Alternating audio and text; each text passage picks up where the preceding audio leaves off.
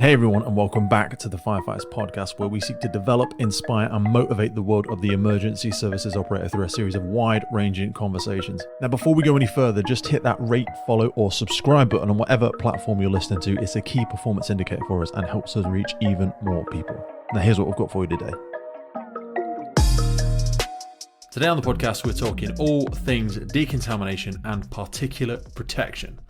Fire contaminants can increase the risk of cancer and other diseases in firefighters, but simple changes can help firefighters to protect their health for their colleagues, themselves, and their families. Now, as you're probably more than aware, firefighters are more than 4 times more likely to get cancer than the average working person. This has been linked to toxic contaminants released during fires, and it's important we get the facts, the information, the opinions, and also look at how we can learn from some of the information that has already come out, and also how other organizations around the world, other fire services, other brigades are dealing with this global challenge. I was lucky enough to recently attend an event at Biggin Hill Airport Fire Station, where we were joined by people from all over the world and supported by PGI and Hunter to talk about a whole host of issues. We are literally going to go through an absolute buffet of ideas, solutions, facts, statistics, information from the world of toxicology. We're going to talk about toxic suppression. We're going to talk about decontamination. We're going to talk about clean cabs. We're going to talk about those who have suffered the big costs of this. We're going to talk about firefighter cancer. We're going to talk about people who are going through this and their experiences.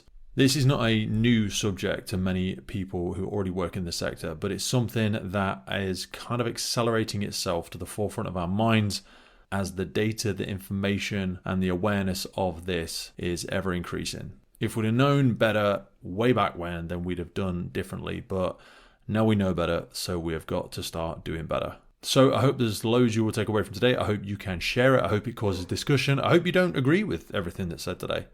There will be different approaches, there will be different versions, there will be different strategies operationally, environmentally, organizationally, in the ways that we are trying to solve this challenge. In countries such as Canada and Australia, they are a long way ahead of us, and the US as well. The link between firefighting and cancer has been heavily researched. So I hope you take a lot away from today. I hope there is lots for discussion, lots for debate. I hope you share this with a lot of people to share really what's happening. How are we all going about this? Big thanks once again go to Andy Slater from PGI, Simon Hunter from Hunter Apparel Solutions, and the boys and girls at Biggin Hill Airport Fire Station. This is just one of many examples of seminars and events that are happening across the UK Fire and Rescue Service to try and crowdsource this information and share it as wide as we possibly can. We've got to make sure we're all in this together.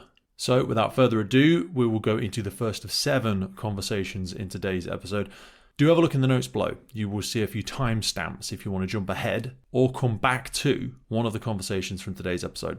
So lots to get into in today's episode. So let's jump in there with our first conversation, and I will see you all on the other side. Michael O'Brien, so I'm head of fire and security at London Biggin Hill Airport. Do you prefer Mick or Michael?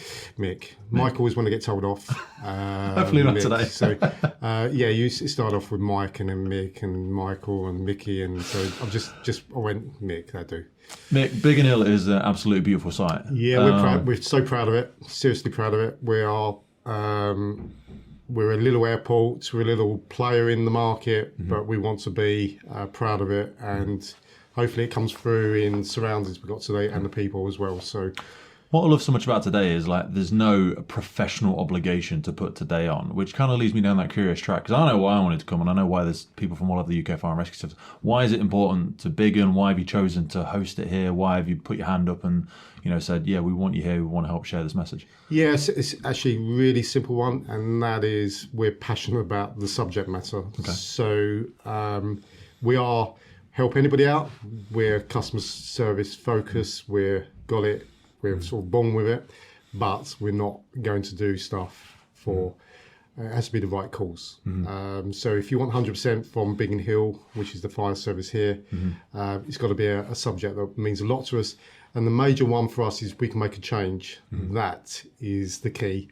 So the likes of me, the old fogies of the world, me, if I can make a change, and I vowed with my team is a legacy. My name, is the head of the fire That's just a status for me. You know, I'm in charge of my part coming through. So my little stint is now, and I need to make a change for the new generation. And then this came up. We have a good relationship with John and Robbie Burns, and we are committed 100%. And the good thing is the company are behind us as well, and that meant a lot to us. It's that aspect of leaving it better than you found it, isn't it? 100%. Like I say, we're just custodians. It was here long before us, it will be here long after. Yeah, and the thing around us is we had that little syndrome of Lisbon Airport, haven't got big money, haven't got big purses, you know, to spend money. But this one doesn't need big money for the change. No. It just needs the mindset to change and a few policies and manuals to be put in place. The mindset and the behavioural stuff 100%. is so important. Yeah. So when we're talking about chemicals, carcinogens, decontamination, people will be astonished, really. I mean, we deal with it everywhere in the fire and rescue service, but certainly with airports, aviation fuel, all the stuff that comes in and out of these places. Why is it important for you in terms of your firefighters, the safety for them, to ensure we're getting this right? And you said, you know, you're one of the old members of the crew. Yeah. What was it like when you joined, and how much progress do you think we've made? Yeah, so my background before, I was in the RAF. I was the firefighter in that, and we had the gun-ho spirit. You know, we've got loads of avgas and Jet A1. Burn it. Let's burn in them. Do the biggest fires. Yeah, 100%. For fun. We enjoy our life. This is fantastic. Back to the old badge of honour. You know, with the photographs, the blackface, and we were the best in the world for it. The biggest fires in the world. Come to Biggin Hill. We had something to prove. We were a little airport, so we became. Our fires were the best. Our training was the best. Everything was the best, but it came with the knock-on effect, which we now know, the best we've done. We didn't know it at all, though, did we, back then? Do you know what I mean? No. It was kind of, we just thought, because, you know, bonfires, fires in the home, all this sort of stuff, you didn't think of it as dirt or carcinogen. It was just soot. It was just, you know, off-gas. It was just, you didn't really, you know what it stunk like, you know what it smelled like. Yeah. But the whole evolution of the science and realising what we've been putting ourselves into, and you kind of fills you with that little bit of dread, the things we used to do in the past. Not because we were stupid. If we'd have known better, we'd have done better. Now we know better, so it's that shift mentally and behaviourally to being what we need to do better. Totally, 100%. Seriously on that, what you just said is dead on. We didn't know. But now we're starting to know, but it still continues. Still people are doing what we were doing, and that's the bit what draws us to go, stop. We can come up with an alternative way to train. You know, the virtual reality, we can then reduce our training. We were just training because we wanted to train. But yeah, the days of old when we had the, you know, when I joined, I had no flash hoods, you know, your ears were your, the side that you were hot and you were burning. I had the plastic leggings on, and the gloves were half fit. Gloves didn't really fit well. Hand-me-downs, we're forever doing that. But no, the changes now is, I think it's like today, is we need to change and do it quick. What are you guys and your company thinking with the particulate flash hoods, the PP? Because like you just referencing, the amount that PP has evolved, it's now a highly complex garment, but then that's the aspect of how we're getting the contaminants out. Are we doing the right thing? The assumptions that we had before, we throw something in a washing machine, makes it clean. But then when you actually speak to the site, we've got some incredible people from Lancashire University here today, really shining a light on clean versus looking clean and smelling clean versus actually being clean. So to start with the team we've got down, they've got a young, got a really young folks coming through. So the old generation like me is now to change it. That's all they know now. Yes. The new generation, that's all they know is clean, decontam, de-kit. You know, what goes in your locker has got to be clean. Don't take anything home to your family to That's wash. a big one. Yeah. So we're the ones make. So I had to, you know, and the management team here was to make a statement to go and buy the washing machines. Yeah. To go up to accounts and crawl and do a finance. Am I putting you in a position of success? Do you know what I mean? Like, have I removed every barrier to the likelihood you're going to take that home with you? We've got to provide, we've got to solve all those problems for you, because otherwise human error slips in, convenience slips in. I'll do it when I get back. I'll just chuck it in the boot of my car and. Trying to be efficient, trying to be quick, but we don't need to be doing that anymore. You know, we need to recognise this and make those changes ourselves to not put you in that position, isn't it? 100%. It's them changes comes from, they do look at me, you know, and then if he's taking it seriously, then it must be Leading by seriously. example. We then got to the point where I'm now sending our generation up to training facilities, and they're coming back and I don't agree with how they work, and they're not doing it. So and that's what we want to hear as well. Not in like it's still not where we need it everywhere else, but no, the fact they're able to recognise it. But they're very conscious. We're eating in our fire kit. We're having debriefs in our fire kit. We're doing this, and it's not good. And I'm now using fire kit with no history, and the flashers are. They're talking about the flashers are rubbish, Mick, and we've got that generated down in the station. But all fairness to the airport industry, we are really open to it. We will share everything we've got, everything, and we've got John. Well, today's a great example of it. Oh yeah, you could have just had these experts here for yourselves. Yeah, no. You didn't have to invite everybody else. You didn't have to put on the day and all that sort of stuff. But it's almost like crowdsourcing knowledge. Yeah. It's like everyone else is coming at things from a different approach. They've got a different idea. That kind of neurodiverse approach to problem solving. Well, we're in the airport. You're in the civil aviation. You're in public sector. All of those angles, because there's so many solutions. And a win for everyone is sharing all that knowledge. 100%. Seriously, it's we tap into the market. We want to tell the world of the good, the bad, the ugly, of what's going on, and how do we make change in the industry, and where does it go to another sector? So we were looking at the moment. We're looking at the fire service. We're ready to branch out as an airport for other departments to be the same. The knowledge doesn't. We're not just stays here. We want to tell everyone, and for yourself now, we go sort of globally. Let's 100%. Tell the world. Yeah. So serious matter. I've seen the benefits. From the team, and we see the cost as well. I'm getting it wrong. Yeah, Steve Robbie's story and things like that. The Greenfield's just come out, with the payments on that. So that was interesting. But from my side, I'll be honest with you, I'm sort of do the budgets and I go up and do the finance side of it. This hasn't cost me big money. Really? Hasn't cost me. All it is investment in the people and the mindset to change. My team here, they don't know how to do policies, but they do know how to do policy now because they're I want to do this. So now they're doing policies and they're sharing it with the Heathrows, the Gatwicks.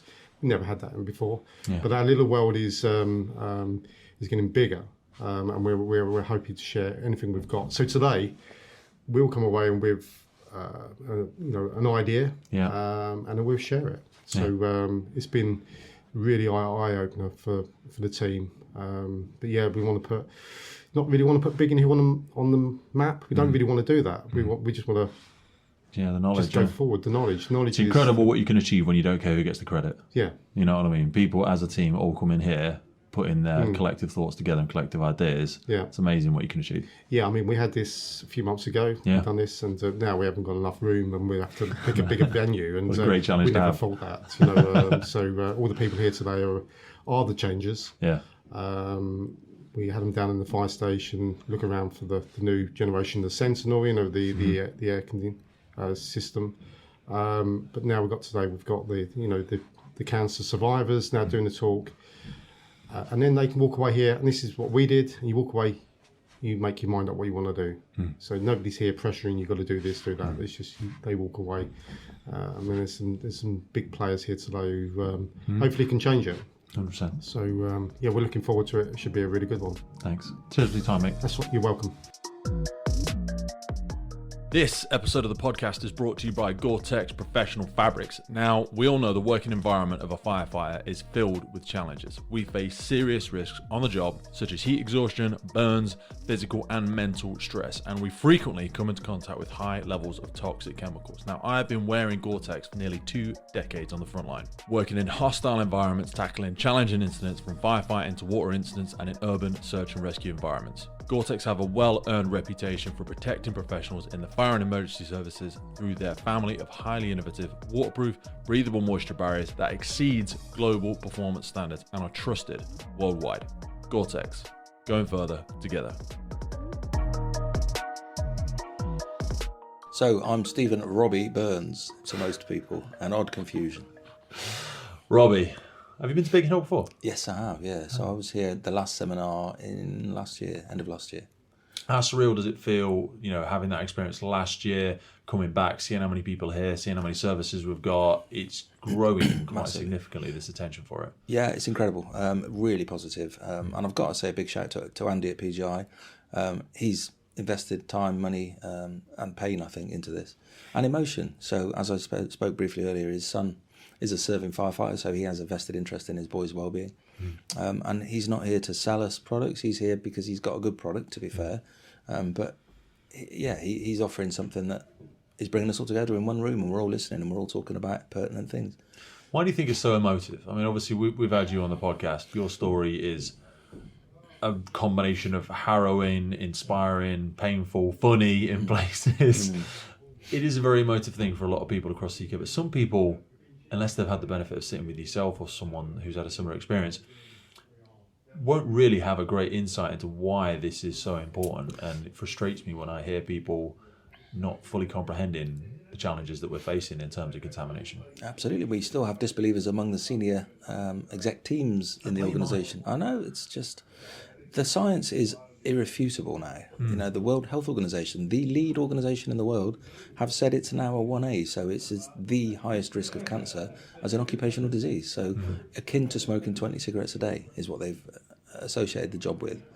And there are some saying, well, the science is flawed. The science may be flawed, but all of the science points to one direction. So if it's flawed, most of it is pretty good. I'm shocked that people are still poo-pooing this as something that is as significant as it is. And it's going to bite people. It's going to bite some organisations. And I'm not bigging myself or the team that I work for, but Hampshire and the Isle of Wight are taking this by the horns. They really have.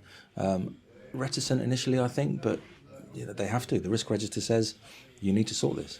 That's the aspect, isn't it? Is that the recognised risk with the backed by science. I totally do appreciate the financial aspect to it. It's frustrating. It's a bit like getting some news that your house is built on sand and you've got a really important thing that you need to do, and it is going to cost you some money. But the irony is, someone was always paying the cost anyway. Absolutely. You, your family and your wife and your children have paid an incredible cost, and you're not alone. There will be many people who have paid a similar cost. So someone is already paying for it in speech marks. It's just the fact that we now recognised it. And it's almost, it is our corporate responsibility to be protecting our personnel, our firefighters and men and women out there who are facing this every day. Absolutely. We have a moral responsibility as human beings to look out for each other. Then the corporate responsibility, as you said, we have to have the right PPE and at the right time and the right decision makers and decisions to be made. This is a decision that needs to be made at a rate of knots. Before legislation, we are, I think Hampshire and the Isle of Wight anyway, are a little bit more in front in that we've invested that time and money. The cynic in me is because of the risk register, but I think also we have some genuinely interested people. You've got to reflect that I'm a taxpayer, and from my treatments and the time I've had off sick in the service, it's probably touching £500,000. Seriously. So that money that could have been reinvested had I had the knowledge or at least the awareness from a service perspective, 500k taxpayers' money has gone on me. It's far-fetched, really. I want to be very conscious that I know it feels like, and it will feel like for senior leaders watching this, who are finger pointing at services and senior leaders, there is a big chunk of this pie that can be controlled within the individual's own sphere of control. There's a lot of behavioural stuff there. Absolutely. When you see firefighters themselves, like me and you, where we point, service isn't doing this, service isn't doing that, kit's not good enough, policy's not good enough, no one cares. What are you doing about it? What are the things that really, grind you when you see the behavioural things firefighters could be doing that they're not doing? Yeah, so I go out to stations and talk and try and instill scare. I scare people. I try to anyway, that they don't want to end up like me. But I'll go and I'll talk to people who will drip all over me about the service not, as you said, investing properly. Transparency is something we miss across our services. So just to be open and honest, things are expensive in this market at the moment. Of course. So we need to be honest if we can't. Behavioural stuff's nearly free though. Absolutely. So they'll get me around the table. They'll complain about things not being done correctly, but they won't wear nitrile gloves. They'll go and touch the truck. They'll eat once they've come back from a job without showering. They'll go straight to the gym with a filthy t-shirt on that they've just worn in a BA wear, and they'll think nothing of it, although they have this knowledge. So that cultural change is something that has to happen, and as you said, it's an individual choice. It has to be legislated for, and we, as leaders, then have to force that. You will shower. It's not you might need to shower. No, you will shower. The truck's off the run. You get yourself in the shower. again, we need to talk about relief strategies. 4 hours is 4 hours. Any more than that is too many. If we have resources, we need to use those resources. But individuals, they still happily go and have a BA wear scenario and then sit in traffic for an hour, passing multiple showers in fire stations. Yeah. Stop, get a shower, get back in the truck. It's as simple as. But car fires, 3 a.m. They've not had a significant wear, but they've still been contaminated. They will go back to bed because it's too difficult to have a shower at 3 a.m. I feel like it's because it feels like a should. You know what I mean? There's a great speaker who always used to say, I should lose some weight. I should save more money. I should spend more time with my partner. We should all over ourselves, as they say. Yeah. Shifting it from a should to a must. That is the real, like the seatbelt thing. For a lot of people, that shifted to a must. Yeah. Mid-90s, maybe slightly earlier for a lot of people. Yeah. I must stop smoking. I must. These things became a must when you hit a pain point for yourself. And for so much of this, because it's a long-term damage, it's that chronic exposure. Like we said when we had a podcast together, where your harness fall off the roof, you're going to get some feedback very quick. Absolutely. This, you don't necessarily get it straight away. How do we shift it into a must for people? So we need to treat this like it's asbestos. Okay. Really, the asbestosis is a thing that we've known about for lots of years now, and we adjust accordingly. So we have full decon procedures for that. This is as poisonous as that. This is more damaging in some respects, uncontrollable. So it's strange, isn't it? Because most people don't know anyone with asbestosis. No. I don't know. I don't think I do. Because we made it emotive enough. Yeah. To scare people is horrible, but you need to make it emotive enough to shift that behavioural change. Absolutely. It has to be very visceral. Smoking, the packets of cigarettes, you see people with lung cancers and mouth cancers and things. Yeah. They're very, very good. I think they're tangible things you can see, and we react to those. Again, going back to your smoking analogy, we ban smoking in pubs and clubs. So people don't smoke in pubs and clubs. Therefore, people generally have stopped smoking in the UK anyway, because we banned it. Let's do the same sort of thing. We need to legislate. We need to internally make changes that are, you must, as you said, you must do that. You must shower. Don't be a dick. Yeah, 100%. Ultimately, that's a good terminology. I'm going to get T-shirts done. Don't be a dick. I Yeah, love it. Absolutely. I don't want to delve into all of your personal. I mean, people can go and listen to yourself on the podcast without wanting to, drag all of your personal life out into the open. What's been the personal cost for you, for your wife, for your children? Because I think to myself, if I were in your position, we don't know how much of this has contributed to what. We don't know what's fully to blame. Some of it may be genetic, hereditary, all this sort of stuff, a predisposition to things. But there's no doubt a certain percentage you've got to pick up as personal accountability and go, but I didn't do that, did I? And I didn't do that. Yeah. That pain, guilt, some time ago, and even now, because you're still ongoing with your treatment, not knowing how long you've got left with your children. I don't even know how you're here today. Talk to me about the personal cost. So, I'm on antidepressants on a daily basis, and I've had issues with addiction to pain relief and that sort of thing. So it takes you, and alcoholism for sure, as a crutch, as a self-medication.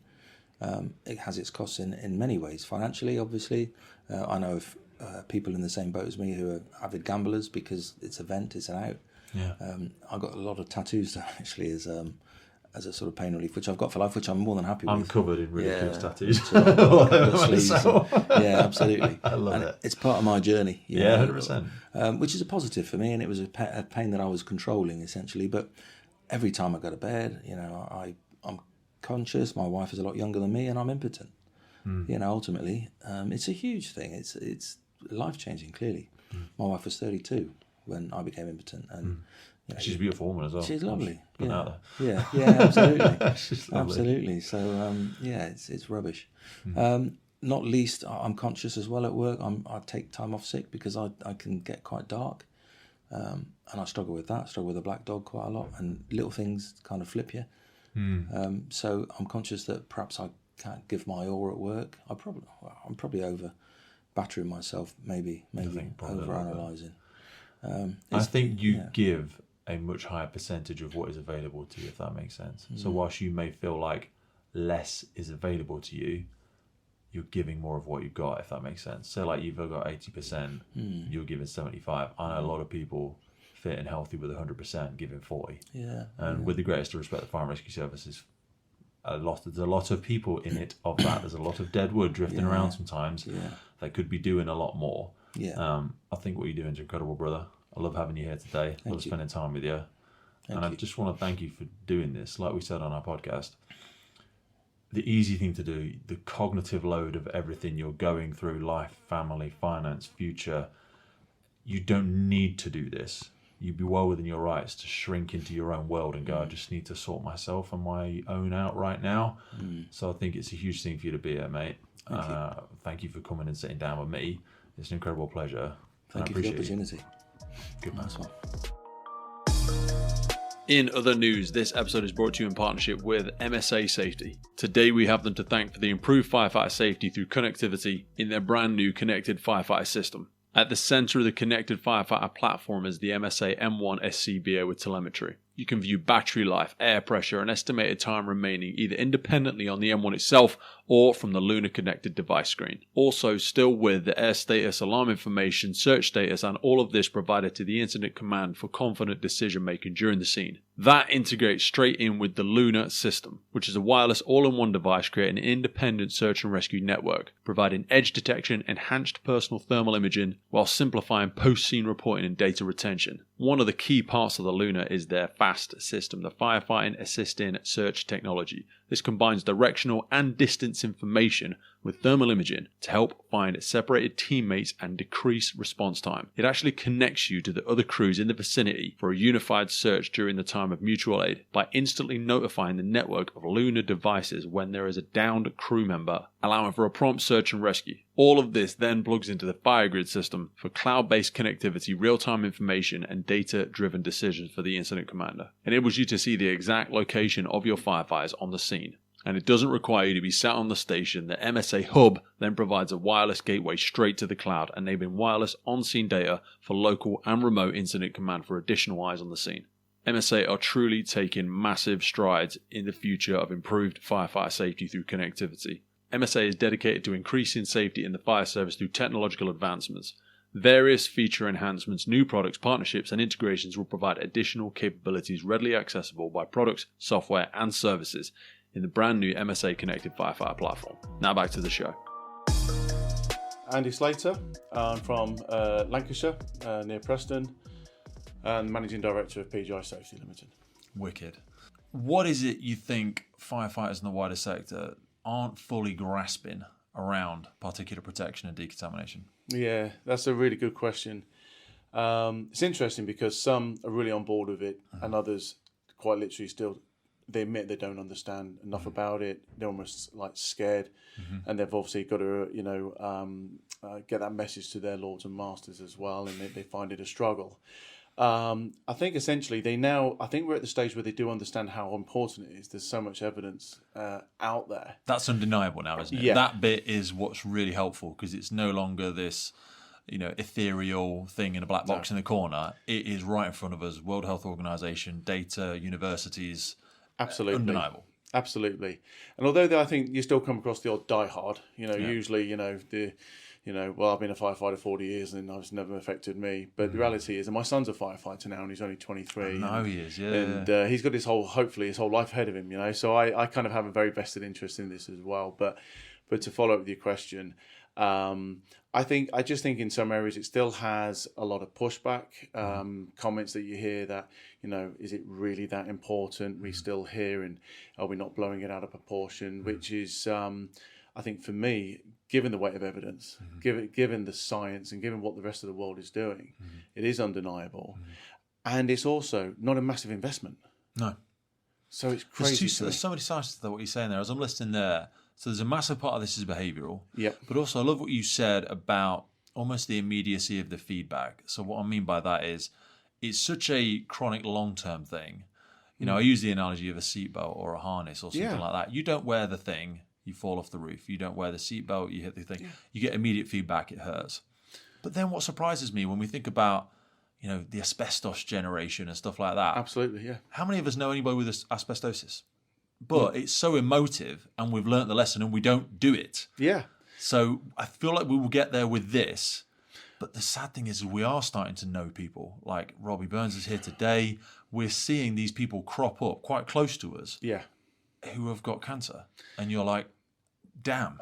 Yeah, I absolutely. And that's what I personally really struggle with. I've been in life safety equipment for nearly 20 years, and I don't mind admitting I love the industry. I love the job. And it never ceases to amaze me, just how some people don't take this very seriously or they're blind to it. And you're absolutely right. I used to use the analogy of smoking, because I was brought up in that age where they only started putting like warning signs on cigarette packets, and you still had those.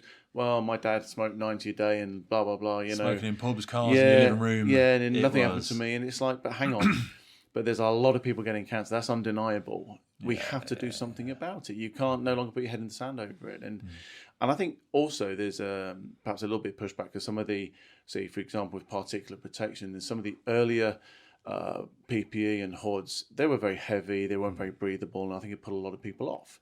But technology's moved on so much, that our particulate hoods are as breathable as a standard non-particulate. They're very comfortable. Yeah. So and the cost difference between like a standard and that is like 30 quid.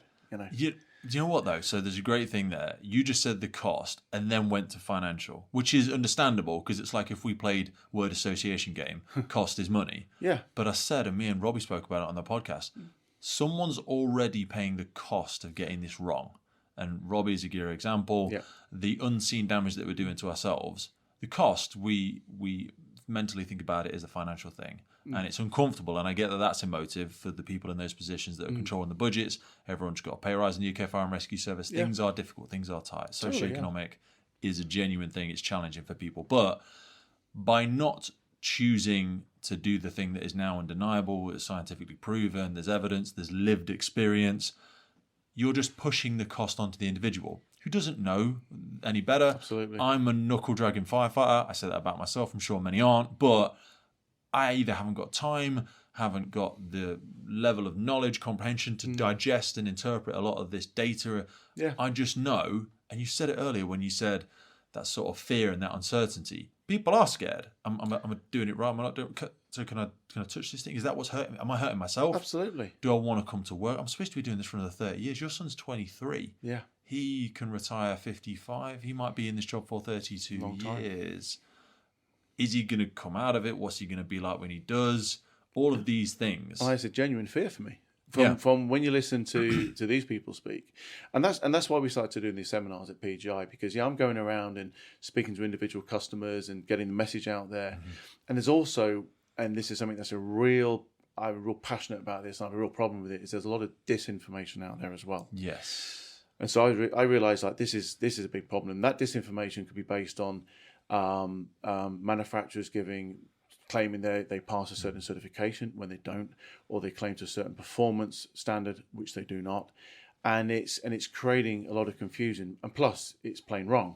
So what started off for us last year, and for me, I thought, well, do you know what, I need to do something different and get everybody in a room. Been doing this 20 years now, lots of people, and the enthusiasm that it generated, it blew us away, because we just thought, we'll get Robbie in a room and a few people, and and it grew to what we've got today. And I think the fact that, look at who we've got here today, and the caliber of people, from people flying in from Australia, just goes to show how serious it is. So if we can get that education out there, and that's what we realise we've got to do different, I think. Do you know what worries me when you're talking there? So, and again, we're not going to name brands, companies, anything like that, but there's a lot of people. Dave Matthews spoke about this when he came on the podcast, and he's like, there's a lot of people changing roles now, a lot of brand new people coming into procurement, don't have a background in it, don't have a knowledge in it, they don't have a qualification in it.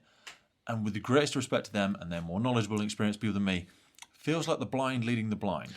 And you have a company, an organisation coming, and you have no idea what I'm telling you is right or wrong. And I say, A, you make the investment. Yeah. You, as a professional organisation, then feel embarrassed because I'm a chief fire officer. Oh, someone's pulled the wool over my eyes. I've made an investment. I've built my house on sand. That is real, and Dave was great.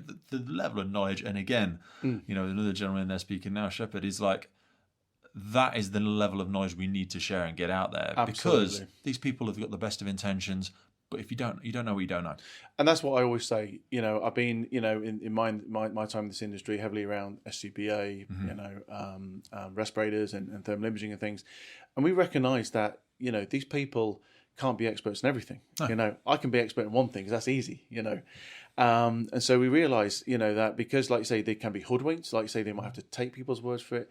So what we're saying is like, well, ask for the things like the test data. Ask for this. This is what it looks like. What does good look like? Exactly. How do I know? Oh, they say it's been tested here. And Dave was telling me, like, you then go and look at that place. That's not even a registered test centre. Exactly. It's got a name on it and an address, and you go, I'm assuming it must be good. Yeah. They wouldn't lie. No, they wouldn't. And lies are a very difficult word. They're probably not. They're interpreting.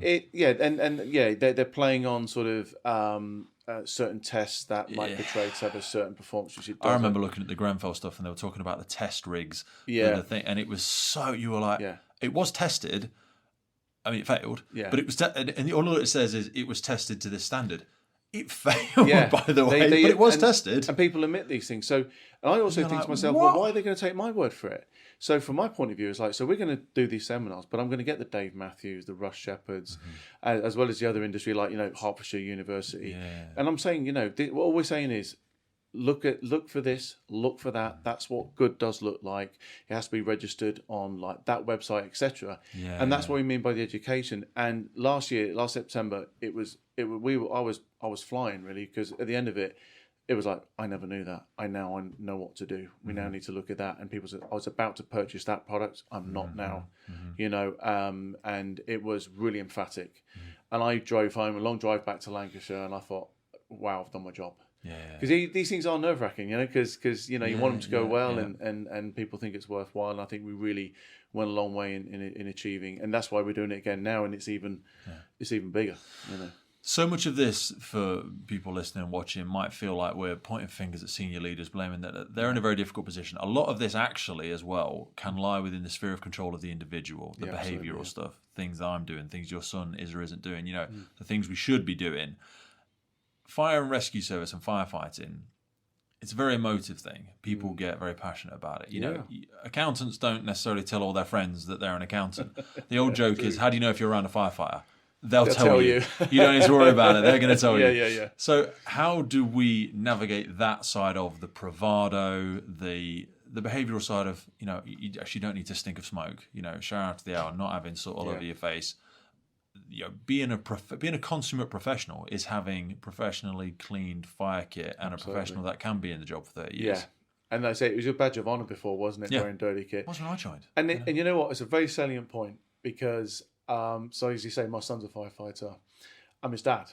I've been ramming him down his throat since he joined, and it wasn't until he came to the last seminar when it makes you think, doesn't it, Dad? I was like, it does. But I've been telling you this, right? But sometimes they need to hear it from the individuals that have gone through it, and I get that. It's that authenticity, isn't it? It is. So if I can't even, although I'm sure he listens to me, but I said to him, do you still put your gloves in your helmet? He went, yeah. And here's his dad who's making a living out of providing particulate protection, and you're like, and that tells me, and it was kind of a good thing really. It is a behavioural thing as well. It's not just here's this bit of kit, use it, because it's what you do in between, isn't it? Like you say, showering in the hour, and all these other measures that you can take. What makes me really optimistic is I feel that we're at the crest of a wave of, we're doing so much recruitment in the UK Fire and Rescue Service. We've reached that kind of cyclic time where so many people are retiring. This is the best time to get that information out there. Because I was speaking to a chief fire officer the other day, and they said like 60% of their workforce is going to change over in the next 5 or 6 years. So all of those old behaviours, and again, if we'd have known better, we'd have done better. We didn't know, so we just did that. So, but now, to proliferate, to promote, to share this information, to do what you're doing today is the best time to be doing it, because that will be the new culture. That will be the new approach. It will be. And you do need that generation. Like you say, you made the analogy of seatbelts earlier on. It's so true, because again, I'm of that age, sadly. I remember when they first came into force and people still didn't wear them. But now it's just an instinctive thing, isn't it? Yes. Nobody thinks of not wearing a seatbelt. And we want to get to that stage here where drink driving was the same, all that sort of stuff. It's now, almost just like, just be careful, Now it's just socially 23 and 18. They would never even dream of it, because it's become so socially unaccepted. Yes. And again, it's almost just like if you wear you see the old cyclist not wearing a helmet. The fact that they don't wear them looks more out of place. Yes. Than before. And it's that's where we want to get to, where it's just and instinctive. we kind of made that cool. And what I mean as well by this is, I want to make it respectable that you're a professional firefighter that looks after those aspects of it. Absolutely. If you see someone on the parade line and they stink, not because of BO, because of their fire kit or whatever, it should be a reflection on their professionalism, not, James or Sally's had a great job last night, smelling. You'd be looking at them like, what do you think you're doing? I'm not getting on the back of the fire engine with you. Yeah, you're contaminating your off gas. Sort your life out. Yeah, absolutely. Be a goddamn professional. Yeah. And that's what we absolutely need to get to. But, and I don't mind admitting there's still some of that culture out there, albeit it is changing, hopefully, and slowly. And I think, and again, not to keep mentioning, but it's like there is that bravado side of things. And I see it because at that age as well, he's 23, he thinks he's bulletproof. Of course. I did at that age. Then you realise I'm not. Every now and again, I still have that mistake of thinking I'm bulletproof. We do, and then I get the twinges and everything else. Yeah, and then, like you say, and then when you hear like from the horse's mouth, like from Robbie, and that's what I said at the beginning in my opening sort of remarks, that listening to people's journey, and it's not, we all think about cancer, and it's such a horrible thing that affects 1 in 2 of us, and for you guys even more so. It's almost it's crazy, but it's the effect it has on the family and the wider side of things and your colleagues. And I think that's what some people don't often think about, and why would you, until you hear them talk about the story. And I don't mind admitting, last year, my hair's on my neck standing on, and I was like, oh my gosh, this is. We released this episode only yesterday, and just the emails and the messages, it just has been off the chain. I can't keep up with it. It's ridiculous, and that's no reflection on me or us. It's him, and it's all about the people. We learn through stories, though. That's how the Bible was written. We learn through fables, through stories, because it's authentic. Yeah.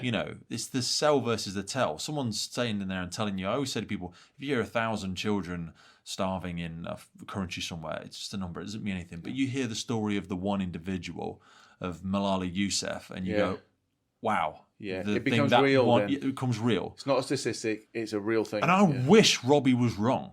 I wish he was wrong. I wish it was BS. I wish it wasn't. And it's frustrating and annoying that it is right. Yeah. But now we know. Absolutely. And he's not alone. He's just has the fortitude and the values to want to come out and be able to come out and share his story. The cognitive load, the family stress, everything that he must be going through, even today, to be here. And I think he's not the only. No. There's just so many people that are just trying to prioritize their own life, just trying to get through the thing. The ability for him to come and share it's incredible. And I've got to know Robbie really well over the last sort of year or two. And every now and again you give him a call and he's ill and you can hardly talk. And this guy's got so much fortitude. He won't let life get him down. And then and then suddenly I'm not talking about work. We're not talking about anything. It's just like, wow, and I worry about him, and you think, well, I didn't know him until a couple of years or so ago, and he's become someone you really connect with, and I'd like to think he's now a friend almost, because of this, and and he respects what we do and everything, and it doesn't become about a business anymore at that point. And again, and I don't mind admitting, I say it to everybody, I love this industry, and it's why we work with John Lord and people, because there's such a passion about, and it's simple, firefighter safety. And doing our best. I mean, it's a dangerous job you do. We know we can't eliminate 100% of the risk, but I always say we've got to do things that are practicable, that are easy to do, and also not actually terribly expensive. Yeah. To do the right thing. We can't. You can't tick every single box. We know that.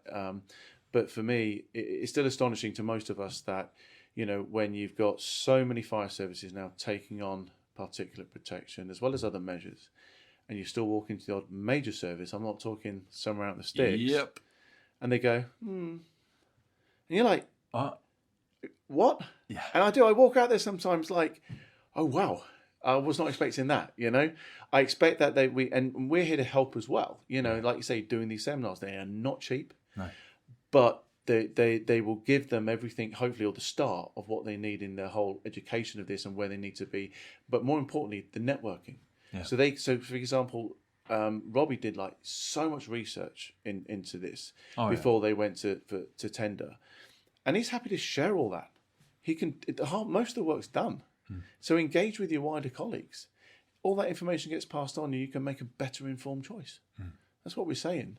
You know, it's you know, it should be that simple. I think it's incredible. It's a real privilege to be here today, mate. There's so many, I think, like crowdfunding knowledge, because I go in there and I hear so many people, and I almost get then filled with a sense of guilt, because I'm like, I wish I was recording that. It's weird, because I'm like, someone else needs to hear that. Yeah. And that's the irony of how many people go away from here, and a few they'll pass it on and pass it on. It's the whole connection, you know, they'll pass it down the line. But I'm like, so many people won't hear this. No. That's why it's so incredible to capture stuff you said today. Thank you for coming. Thank you for sharing, mate. And thank you for what you're doing. It's brilliant what you're doing. And I know lots of people tune in and listen to it, and I listened to the Dave Matthews one. That was brilliant. So no, thank you. Thanks for the opportunity. Thank you. No worries. Russell Shepherd, and I'm from AFAC in Australia. So Russell, we were just speaking about close friend Dave Matthews, who had him on the podcast. Really passionate about getting the facts and the figures out there, and we were speaking about people working in procurement and how just the knowledge base isn't there sometimes because there's so many new people. You've just given a great talk around procedures, around legislation, around the standards. What is it you think a lot of people probably aren't aware of, certainly in the UK Fire and Rescue Service? I feel like we're 1 step or 2 steps behind Australia and 5 steps behind maybe the US. What is it, the things that really make you pull your hair out and frustrate you when you hear some of the misinformation that's maybe out there? I think it's probably goes back to when we had similar problems in Australia, and those problems were people really didn't understand what was required in relation to doing the procurement of PPE for firefighters. So it's not simply just about getting best value for money, or buying this kit because it actually complies with that or whatever. It's about making sure that the processes are in place to identify which is the best kit, which is compliant with the right standards, find that evidence that actually proves and shows that it actually is compliant with the standard, and don't believe anyone. Check it for yourself to make sure that it's right. And a lot of this is what I've worked with Dave over the years, and because Dave's known about what I've introduced in Australia and how we've done it, and so therefore I get involved in a lot of those tender processes in Australia to make sure that we do that. And one of the things that we do is we say, okay, we're going to tender. I'll use New South Wales Fire and Rescue as the best example. That's the last big one I did. We had 21 different combinations that were provided in the tender process for the tender for structural PPC. 21. So therefore you look at that, and then you think, okay, 21 garments, that's cool. We'll work through that process, but it's not that simple. You've got to work because we call for and request that they must provide all the test reports. So the test reports come to us as well, and any other documentation that supports that. So we look at that. A lot of people think it ends there, though, Yeah. because that aspect of the track and trace beyond that, and I've seen this in services where we've got the test records, but then the facility that it was tested at, and the fact some of these they're not even registered. They're not. Sure. They've provided you with the thing. There's a name. There's an address. There's a company name. You'll remember what I said in there a minute ago. It's about making sure that it's an appropriate, independent testing authority. That's why. I mean, we're aware that you can get test reports come out of a lab in the UK, and they'll provide you a test certificate as well. Well, no, that's not okay. And in actual fact, I want to go and check those test reports to make sure that they've got it right, because I can tell you on a number of occasions I've found that they've got it wrong. So we have to do our due diligence to go through that process, make sure that what they're providing is what we're actually asking for, and then you do a technical analysis of all that information. You saw that spreadsheet I had in there. Yeah. Well, I had one of those for 21 different combinations. And you've got to work through which is a pass, which is a fail, how they all perform, rank them from 21 down to, if they don't comply and they fail, that's easy because you just get rid of it. But then you've got all these other ones and you've got to work through that process. You can't believe anyone. You want to see the evidence. You want to make sure that you can validate and make sure that that evidence is there and is what it's you've asked for. I know this is such an emotive subject for so many people, and there's so many lenses that you could look through with this. But I think what we were lacking for probably a couple of decades, but we're certainly seeing come to the floor in the last 5 or 6 years, is the data. Universities getting involved, World Health Organization, big hitters, big companies, big organizations, with a lot of data behind them. We were hearing in the room today, I don't want to believe it. And this is the frustrating thing, because not just because of the financial cost, because when we say cost, people think money, because of the cost that I know I will have. I've been an operational firefighter for 17 years. It's that I know what I've been doing wrong.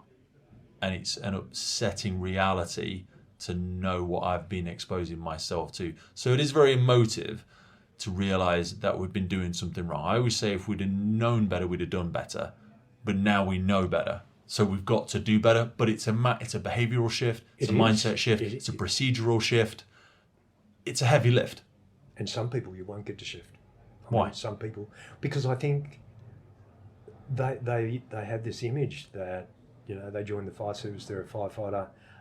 They just do what firefighters have always done. The bravado to it. Yeah, and in that we don't think that with like accountancy or even rope rescue though. Right? There's something about firefighting. We think, it's dangerous, But people who go into those other areas have a passion for that, and that's what drives them. I mean, when I first started as a firefighter back in 1976. One of the first fires I ever went to was and we had respiratory protection then on the trucks, we had BA. Went to what we call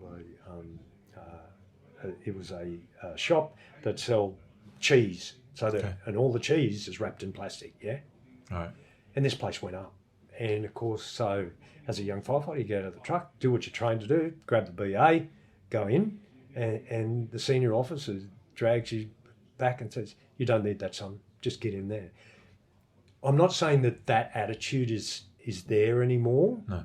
But there's a little bit of it, It's about, and it's not from a senior officer Well, I think level. we think that fixed it. Yeah. You put the set on, so whilst you're in the thing, you protect it, and then you come out, because it is very much like, and I keep using this analogy, but it's like you go in on the edge of the roof, wear the harness. You're not on the edge of the roof, don't worry about the harness anymore. You're going into the fire, wear the set. You're out the fire, you're fine now. But you're not. No, you're not. You're still covered in the thing. It's in your Whatever pores. It's all over your body. Whether it's you're on in the hot set. zone or you're wearing PPE that's actually been contaminated.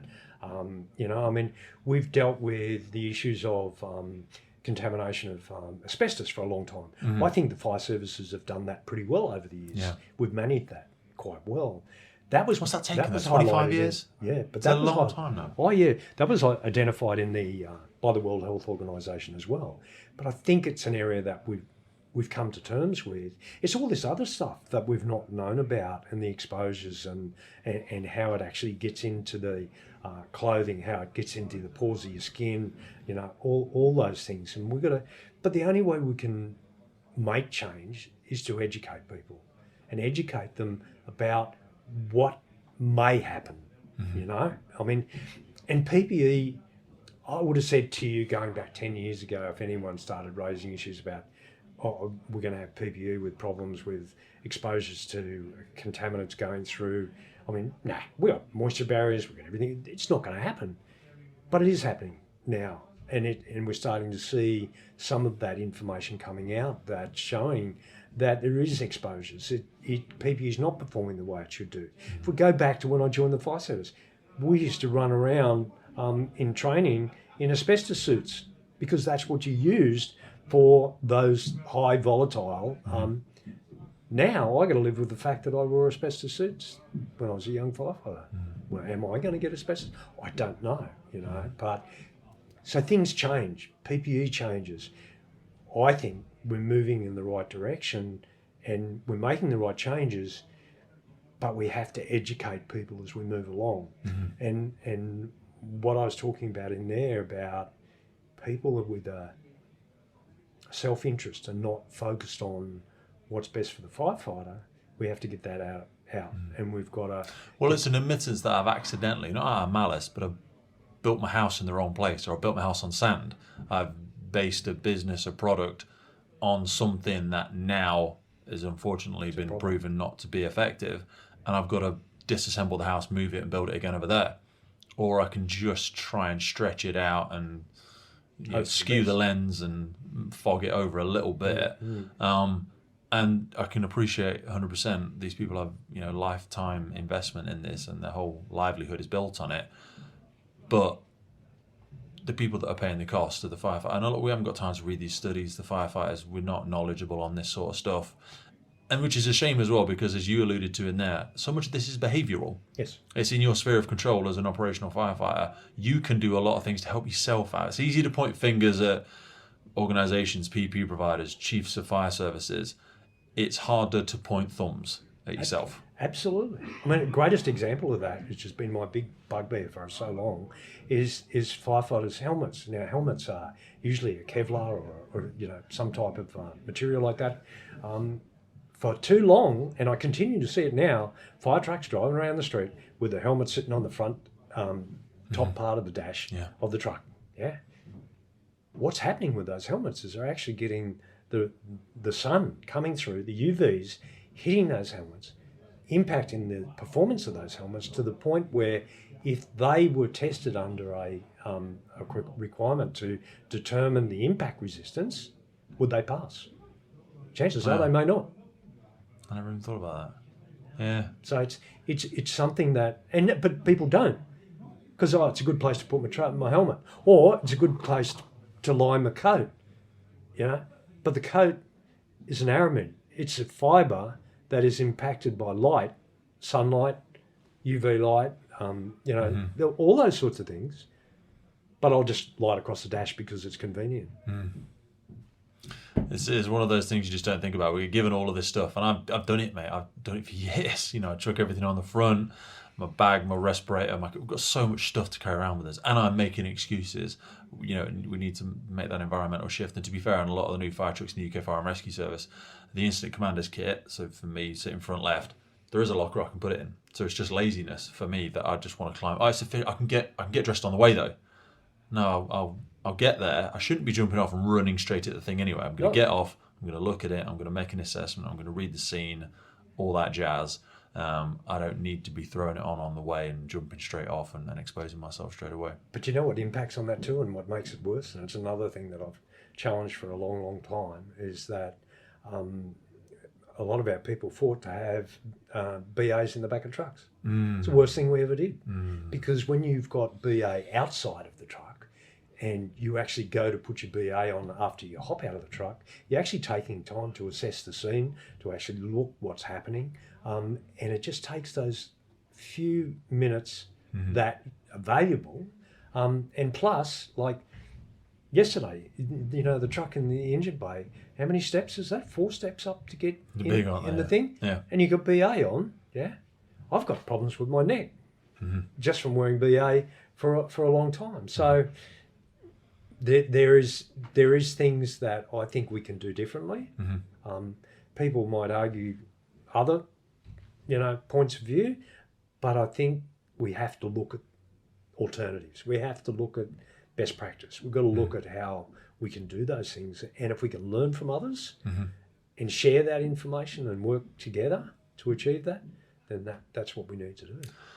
Talk to me about the aftercare side of stuff. How we're looking after these garments and this PPE, how we're washing it. If it looks clean, smells clean, it's clean. That's kind of conditioned to us. I throw my stuff in the wash. That's it though, isn't it? I'm saying, like, environmentally as a kid, I put it in the washing machine, it comes out. It's got to be clean. A bit wet and it smells clean. Okay, it's clean. I don't test it. I don't know anything about it.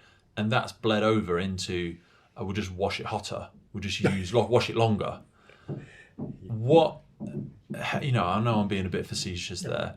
Help me and people like me, firefighters, understand what's the difference. How should we be cleaning this stuff? Is it clean? Is it not clean? There's lots of percentages being thrown around about how clean it is or isn't. What's the data? And again, we're not going to name companies and organisations, but like, what's the general figures about how clean is this kit? Look, I think organisations who put into place cleaning and maintenance systems and work with companies that specialise in that cleaning and maintenance approach, I think we're making good grounds. And I think we can almost safely say that when it's been through that system, the gear is coming back clean, and free of contaminants. However, not all systems are the same. Not all companies are as due diligent in relation to how it's done. We've also got fire services that will say, well, I got to comply with ISO 23616. I'll just go down to our local provider and put some washing machines in fire stations and the guys can wash it there. Because we're so focused on the hazard is when I'm at the scene, then it smells, then it's bad. Once I've sent it for cleaning, I've sent it for cleaning though, so problem's over. It should be solved. fine. Yeah, it comes back, it's clean. That, and it looks clean. Do you know what I mean? But that is the bit that I think we've never really fully considered before, because we've never thought to test it afterwards. And that's what has to happen. And the requirements that are built into NFPA 1851, if you like, are those. So there is periodic testing that actually has to be done to show that they are actually cleaning the gear, so that it's actually occurring. 23616 doesn't go that far, but it is actually moving some way towards that. So evidence has to be found to make sure that the protective clothing and the hoods and all that sort of thing are being cleaned and cleaned appropriately. Whether it's your helmets and the liners of the helmets or whatever it is, your gloves, etc. I think we're moving, as long as people follow that guidance and follow that general principle, then I think we're far better off than where we were. Are we where we need to be? Probably not yet. There is only a small number, I think, that are.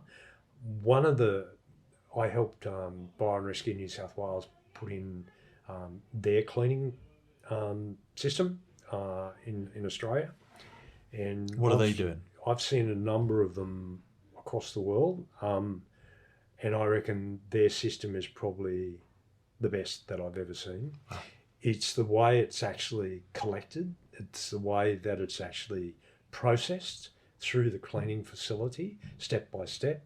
The way it's actually, you bring it into a room like this, the room has all the appropriate ventilation systems and recycled air that goes through the purifiers and you name it. Then it goes to the next stage, and then it goes into the cleaning area, all segregated, works through the process, and then it comes out of the machines and goes into a drying room where it's on racks, where it just rotates through a system and dries naturally, and with a certain amount of air, hot air coming through at a certain temperature. It's all those processes and all those steps that make the system work, and that you can be confident that you're getting the product at the end of the day. They also then periodically will go through a process of doing some testing on those garments that go through there to see if there is anything still on them or in them. And they do that. So it's about step by step, then validating what you've done to make sure it actually delivers the right outcome. So so therefore there's another number of companies that operate around the world that have similar systems, but they're not all the same, and they don't necessarily all adhere to doing it every time the same way, so and so. The other thing that made it easier for the likes of Fire and Rescue New South Wales was they went from a system of every firefighter owning his own or her own kit. Okay. They don't anymore. It's a pooled system that a firefighter can go onto their app, and when they submit their gear for cleaning and it's gone through the system, they will access that same kit in their size that is fit for purpose, that is ready for use, and be available 24 hours a day, 7 days a week. They use an app-based system, do they? Yes. Wow. And then you just order your new one, put it in for cleaning? Yep. Why would we not? Do you know what I mean? The technological age we're in now. But you know the real positive about that? Go on. firefighter in a big organisation would get 2-3 sets of kit to make sure that they've got enough. Yeah, it actually reduces cost. Yeah. You can deliver a better product, better outcome, safer for firefighters, and they've got access to the PPE that fits them, their size, 24 hours a day, 7 days a week. I think embracing innovations such as that is one of many, probably big, marginal gains that will really see us continue to move in the direction that we should be. Russ, thanks so much for your time today, mate. I really, really appreciate it. And thank you for taking the trip over. Thank you very much. Today's podcast is powered by our partner Lifelines and their revolutionary approach to functional hydration. Just like in firefighting, water is essential for body function, but studies show more than 80% of firefighters are dehydrated. A 25-year study findings from the National Institute of Health showed poor hydration to be linked to early aging and chronic disease, and even mild dehydration results in significant negative impact outcomes including headaches, exhaustion, rapid pulse, irritability, and poor cognitive function. A study conducted by Yale University showed that participants who were just 1% dehydrated had a 12% increase in errors when performing tasks that required cognitive flexibility. In addition, dehydration is shown to worsen mood and attitude, contribute to confusion and poor decision making, and negatively affect memory and judgment. In other words, you really don't want your incident commander, firefighter, or for that matter any first responder on a critical scene to be even slightly dehydrated. Mild dehydration occurs when a person is just 1.5% dehydrated, a condition that does not even trigger the thirst response in most people. So just imagine how quickly a firefighter or any first responder can and does become dehydrated in their day-to-day duties, which is why I address my hydration first thing every day with Lifelines. Go into the notes for this episode and specifically check out Lifelines Hydro Fuel and Hydro OG by clicking in the notes for the podcast for a clean energy solution designed for those who demand more from their day. Now back to the show.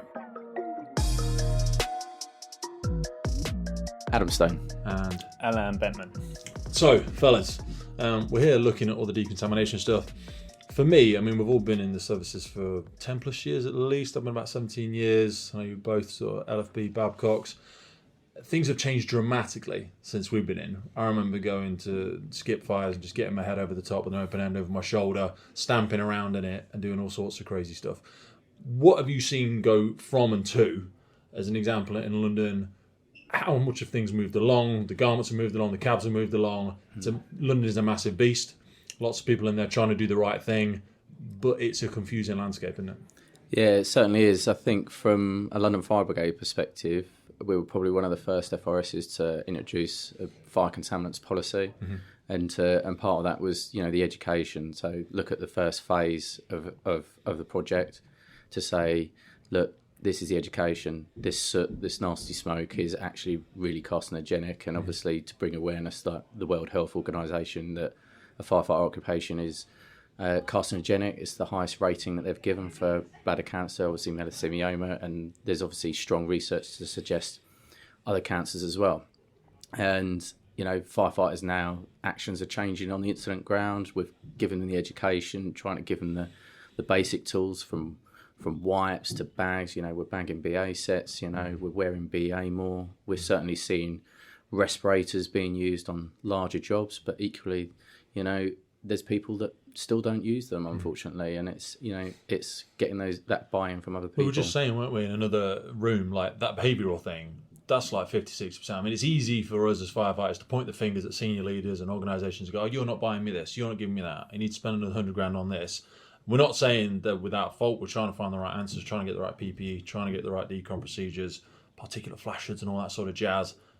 What's the behavioural side? What's the low-hanging fruit that you see firefighters doing, like when we're training firefighters? What's the stuff we're still not listening about? What's the stuff we're like, come on, I've given you the thing, I've told you the thing. So like we've said, it's a changing landscape. It's all relatively new to us, as in, like I said, 18 years ago, I joined the fire service, and I've got some really great war photos of me covered in stuff that now I wouldn't be seen dead. You go home and your kids would be like, oh, Daddy, you stink smoke, and you'd be like, yeah, it's because I've been at a job. Yeah, I've been at this job. Bravado, you know, but that, I just think to myself, you know, gassing off in the back of my car while I'm picking my kids up after school and stuff, and I'm just like, what the frickin' hell was I doing? But what we've got to acknowledge is the fact that these are changes that we haven't seen before, and it's now an evolving landscape where, you had it on the news yesterday, there's 100 firefighters that have been,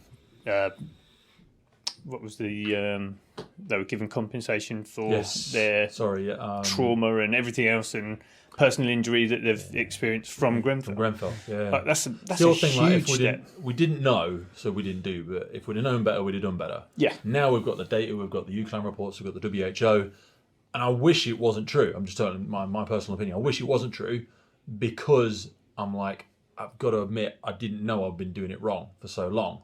And it's one of those things, the whole chronic aspect of it, isn't it? It's like, and I always use the analogy of like a harness or a seatbelt. Like, you don't wear a harness, fall through, immediate feedback, you hit the ground, game over. This sort of stuff, it is like smoking, it is like whatever, obesity. Like, you don't see it for ages. It's hidden. It's a hidden and killer. Then years and years down the line, you go, oh, it's the old asbestosis analogy, isn't it? Yeah, It's like, well, this is the next asbestosis. Yeah. Let's be honest. This is going to be the thing that kills firefighters predominantly moving forward. yeah. And we know a lot of people moving into retirement now, and they're just cropping up, and people are like, oh, have you heard about so-and-so? Have you heard about so-and-so? But I think we'll see it in people in service. Like, yeah, I've done 17 years, but I'm only 33. So I might still do another 20 years yet. Yeah. So I think we'll be seeing firefighters, especially as we're pushing back the retirement age, they're going to see this in their career. Well, you've only got to look at what Robbie Burns was saying earlier. Yeah. Like, there's 4 on Early his 40s. station. Yeah. And if you look at, like, me now, I work for Babcock, obviously. I'm a CFBGI. My exposure levels are far greater than what a normal firefighter on the fire station are. And that's an uncomfortable truth as well. I'm a CFBT, I'm a BAI, doing 15, 20 hot wares a month, carcinogenic ones we're doing in live fire training, then we're doing the reaccreditations in TAC vent units, and then we're doing some gas rigs as well. And it's just that aspect of, well, I need more staff. What You're saying you can't medicals do it have you anymore. got in place for your... again? What medicals have you got in place None. for your... So, well, we obviously have UKSR, so we do all the vaccinations, we do the annual medicals, but you just do your fitness test and you just do, I think that's it. We're not doing, talking you see some of the other basics. stuff. Yeah. We're not doing blood testing. We're not doing all of this stuff. There's so much more that is now made available to us. And the information's there, but it's just such an unknown thing that's growing exponentially. Yeah, I think a lot of the time in terms of the behavioural change is also the enforcement of a policy and doing that and having that culture change. So when is it the should versus the must? Exactly. Like, if I see you not wearing your helmet a few times inside the inner cordon, I'm gonna have a curt conversation with you, and then next time I'm gonna pull you off it so I get back in a truck. Yeah, you're not safe to be on this incident ground. I've had a conversation with you a few times, and then I pull you in the watch room. We have a different conversation. Then it's P&C. If I see you keep putting your helmet and your gloves, if I know you're not showering, if I know you're not using the wipes when you're coming out of the job, It should be is the that same where thing. we need to be going? Do we want to make it that? I want you to do it because it's the right thing to do. Exactly, and I think you've got that. It's that legal versus moral obligation about Yes. what we do, and I think certainly on the incident ground, there are excellent people that are doing an excellent job in terms of enforcing that policy and that level of control, and how we manage the incident ground now has got to change. Having that simple salvage sheet on the incident ground with wipes and things like that attracts the firefighters. You put a sub officer or a station officer in charge of it and say, look, you're far too contaminated, come out with your PPE. But it's ensuring that you don't create that secondary risk on the incident ground that you haven't got enough people. This is it, the early makeup, because someone comes out, you can't, before it's like, you feeling all right? You want to swap your cylinder out, go back in? Because now it's like one fire engine per BA crew, and then it's like, well, you're done. Have you got any spare kit on the truck? No, in which case you're done. You need to go back and get some more kit. It comes down to the resourcing in terms of, right, we need to get that first truck, the initial truck that turns up, that's got the most contamination on. Can we get them away? Because this shower within the hour of returning to And that's station... not to say they're totally unavailable. It's about how quickly can you turn them around? How quickly can you get them to a shower? How quickly can we turn the kit around? Sorry, I interrupted you, mate. Go on, you're about to say something. And I think, in terms of what we do on the incident ground, you've got the focal point. People are doing those things. How we manage the incidents and stuff. In terms of we're trying to do things properly, but ultimately we've got the right balance of risk in that if there is a life risk in that property, we are, and that's the difficult risk appetite of where people are in terms of. If there's a life risk, we're there to try and save life. That's where we'll do 2 BA wares potentially, and that's the only justification for it. Okay, yeah. But then if there's still savable life, then obviously, you've got to do My frustration is we'll all have different risk appetites. I think Mm-hmm. people that are attracted to the fire and rescue service probably have a slightly higher risk appetite, but I also see the socio-economic of that building. Mm-hmm. So, hotel on fire, central London, how many people work for that company? How many people are going to be displaced? How many people are going to lose their jobs because I don't want to send someone in to get contaminated? I can save the building. I can stop the fire spread. Maybe I can keep that to 2 or 3. Maybe I can keep it to 1 floor. Mm-hmm. So there is still, this is the frustration. That's why I'll be honest, like pushing back to some of the speakers today. There's no one in there, don't send anyone in. I don't think we want to get there, and feel free not to give your opinions, but I personally feel like I don't want to get there because if we just need to control it more, because it's like a hazmat job. It is a hazmat job. All this stuff on fire in there is all carcinogenic stuff. But we'll just treat it like a hazmat job. We're still going to do something. We just need to do it in a more controlled manner. We just need to get the infrastructure there. Yeah, and I think like when you look at firefighting tactics like across the UK, like London is a huge beast in the sense of the risks profile that it's got, the number of personnel Huge. to deal with, to get that training out there, to Dissipate get it that learning so hard. to over 90% of our staff, including FRS non-uniform staff, they've had the awareness training of, again, when you say the exposure of firefighters, the trainers get more exposure. Mm-hmm. There's also the people that clean and maintain our sets. We have fire engineers that are non-uniform staff and fire safety officers that go into these buildings that have got, again, and stuff like that. And that's unusual for me, and that's something that's new. And to it's the forgotten people. I always think about like Trim, where we forgot about the control operators and people that weren't at the scene that were affected by it. It's still the factor with this. It's again, we're trying to look after our staff and things like that, but also in terms of our firefighting tactics, again, every FRS is different. If there's no life risk, do they just stick jets from there on the outside to mitigate preventing exposures and things like that? In London we had various air monitoring. We've done a lot of the phase 2 type stuff. Where you're looking at medicals, you're looking at the assurance of our wash processes and things like that in terms of our new technology that's out there for washing, liquid CO2 or whether that's ozone or anything like that, and the efficacy behind that, in terms of what facilities, as firefighters, we like to see tangible change, but actually what it is the policy of the decon process that you go through is a lot of it. As firefighters, we like to see these nice shiny things, and whether it's give me a physical solution. A BA wash plant, for example, yeah. a BA wash plant is excellent. It's good because that's a primary source of contamination. That's really good, but ultimately, it's what suits an organisation like London. It needs to be quick because you don't necessarily want to be 2 hours off or 3 hours off the run because you've got to clean. I think that's the same for every organisation. They need that quick turnaround. We've reduced our crewing, we've reduced our stations to skeleton in places. So now you say, I need 3 hours out for this truck. I need them on the run. I need them on the run. I mean, think about airports. As soon as they put a truck off the run, the categorisation is gone. Yeah. Hundreds of thousands, millions of pounds. They will lose him fast. Yeah, and we know that the policy in London isn't perfect, but it's always developing. And I think as long as firefighters recognise that it is a developing policy, research is changing, trying to get equipment in. But at least you've got that education, you've got that policy to do, and you've got that awareness. The next stage is those things that we can try and get, those niceties and things like that. But manufacturers have also got to understand and help us. They have got to pick up a part to play in this, 100%. In terms of whatever processes are audited, we've had Russ Shepherd on, with the standards and things like that, making sure that, we go to a manufacturer, they'll just supply you with a certificate for fire kit. Actually, no, I want to understand each individual item that's been tested and where you've had it tested from. That way you've had it tested, Dave Matthews, we had on the podcast, and a colleague of Russ's, you go down the rabbit hole of the certification that they provide, and they go, it's this test centre. You go on the website, test centre's not even registered. And I feel so bad for those people in procurement, in large brigades, large services. They're new into role. We all know how quickly people are getting promoted now. People are retiring all the time.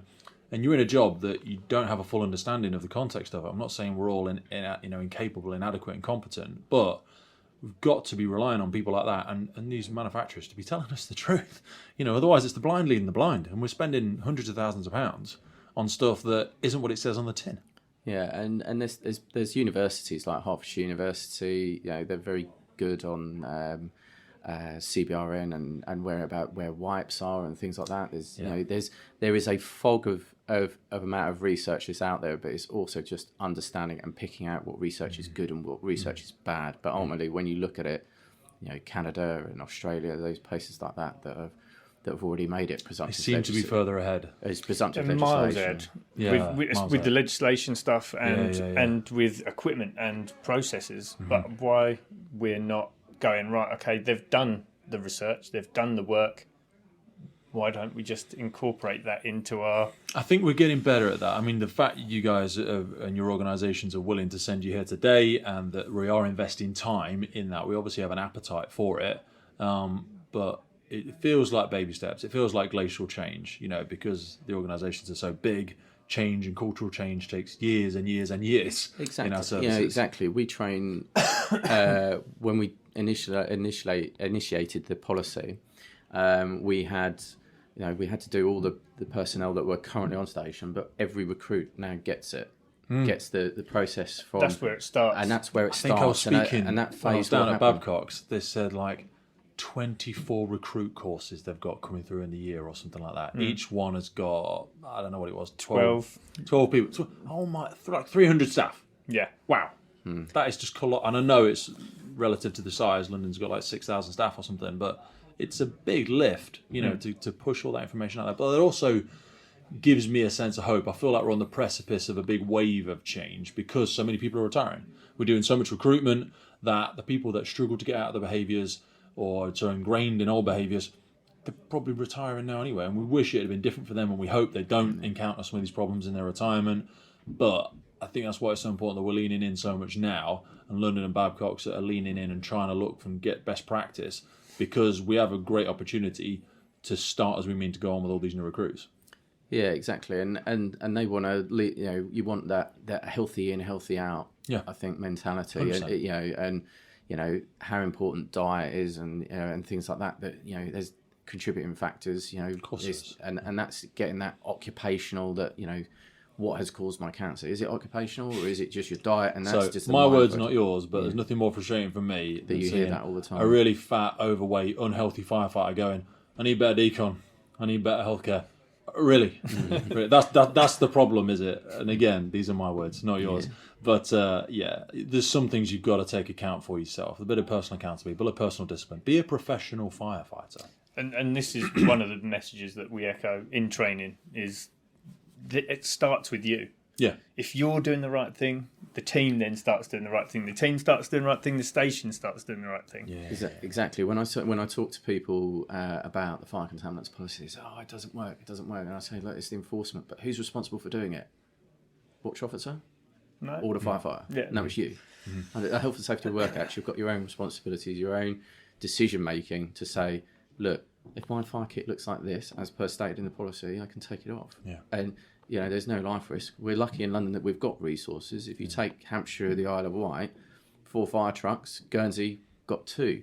They're not lucky enough to have those resources at the moment. And where does the fire contaminants policy start and end? And that's the thing, is that we're starting to catch up, but where does that end point finish at some point? What is reasonable? And that's where do we hand it over to you to do the right thing? Yeah. To do the right thing and do those things. And there's so many variables to consider, and I'm lucky in London that, we go to Terberg's event in Manchester. We've been over to there, Cranfield and places like that. I've gone over to Bruges. Bruges, again, are amazing. They use liquid CO2 cleaning. Again, they've got trucks with extra PPE on, workwear and things like that. And they've taken those steps. But when you look at London, the logistics of, we could have a 20-pump fire, you could have multiple 6-pump fires going on. It's just such a different beast and a different animal, just purely on the sizes. And they're the challenges. It is, and I get it. I don't think it's any more or less complex. I just think it's because we're in a different place. It's a bit like if we said we've got a meeting in Scotland in an hour, we're like, well, that's way far away from us. That's just because it's where we are right now. Where we've set ourselves up and how we've set ourselves up is very different to where we now realise we'd like to be. So like the LCO2 stuff, it's like, it's a big way away from where we want to be, but it would mean less pull stock, it would mean quicker turnaround time, not all the time taken for drying. And let's forget all of that and go, well, actually, if it is making it cleaner, maybe it's the right thing to do. But nonetheless, to get from here to there the here to Scotland analogy, it will still take a long time. There's a lot of fundamental changes have got to take place. 100%. And when you look at like the PPE sort of side of things, you know, we get out of a PPE, we need, you know, do you buy extra PPE or do you look at investing in new processes and things like that?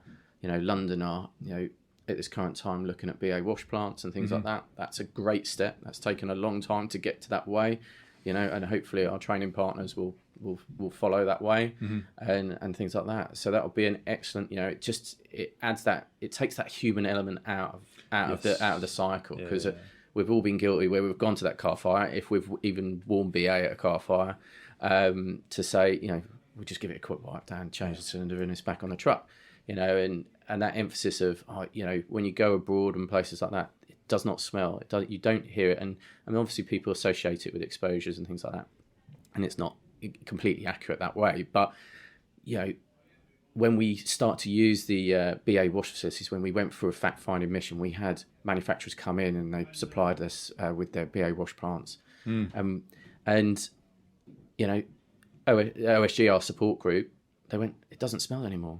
Like the storage area doesn't smell anymore. The drying room doesn't smell anymore. You're just so conditioned to it. You just assume it should smell that way. It just should smell that way. And it was like, they just feel cleaner. They touch, you know, and we hope that, you know, because we're moving over to our new BA provider shortly and things like that, that we'll start clean and finish clean. And these sets won't have to go through loads of repairs and things like that, and notice that irrespective of fire contaminants and it's taking the human element. All you have to do is put the set in a dishwasher effectively, close the lid, stick it on. 15 minutes later. 15, 20 minutes later. That gets you to go get a shower or whatever you need to do.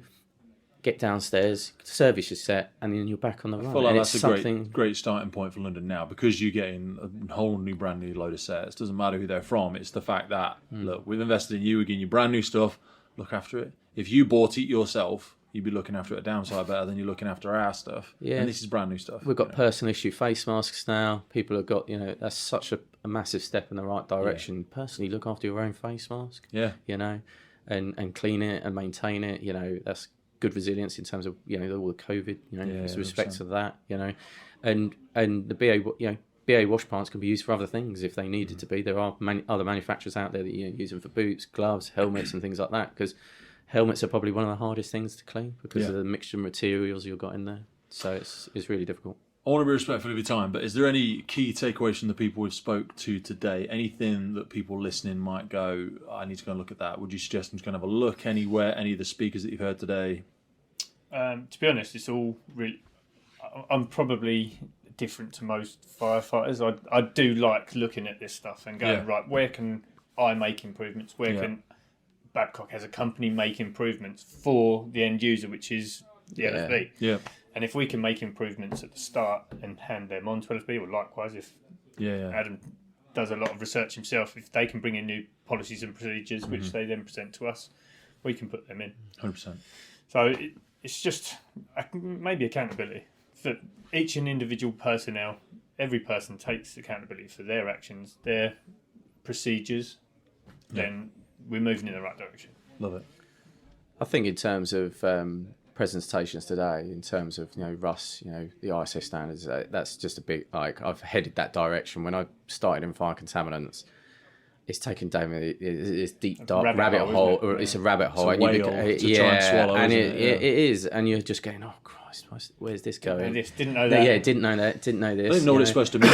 And then you know, I've steadily got to PPE, but I think ultimately, for me, as a station officer, like, it's really important for me, and I feel passionate about it, is in terms of making firefighters healthy. Do you know what I mean? In terms of that respect. So that's what drives me to want to learn more, because I'm scared to death I'm telling people the wrong thing.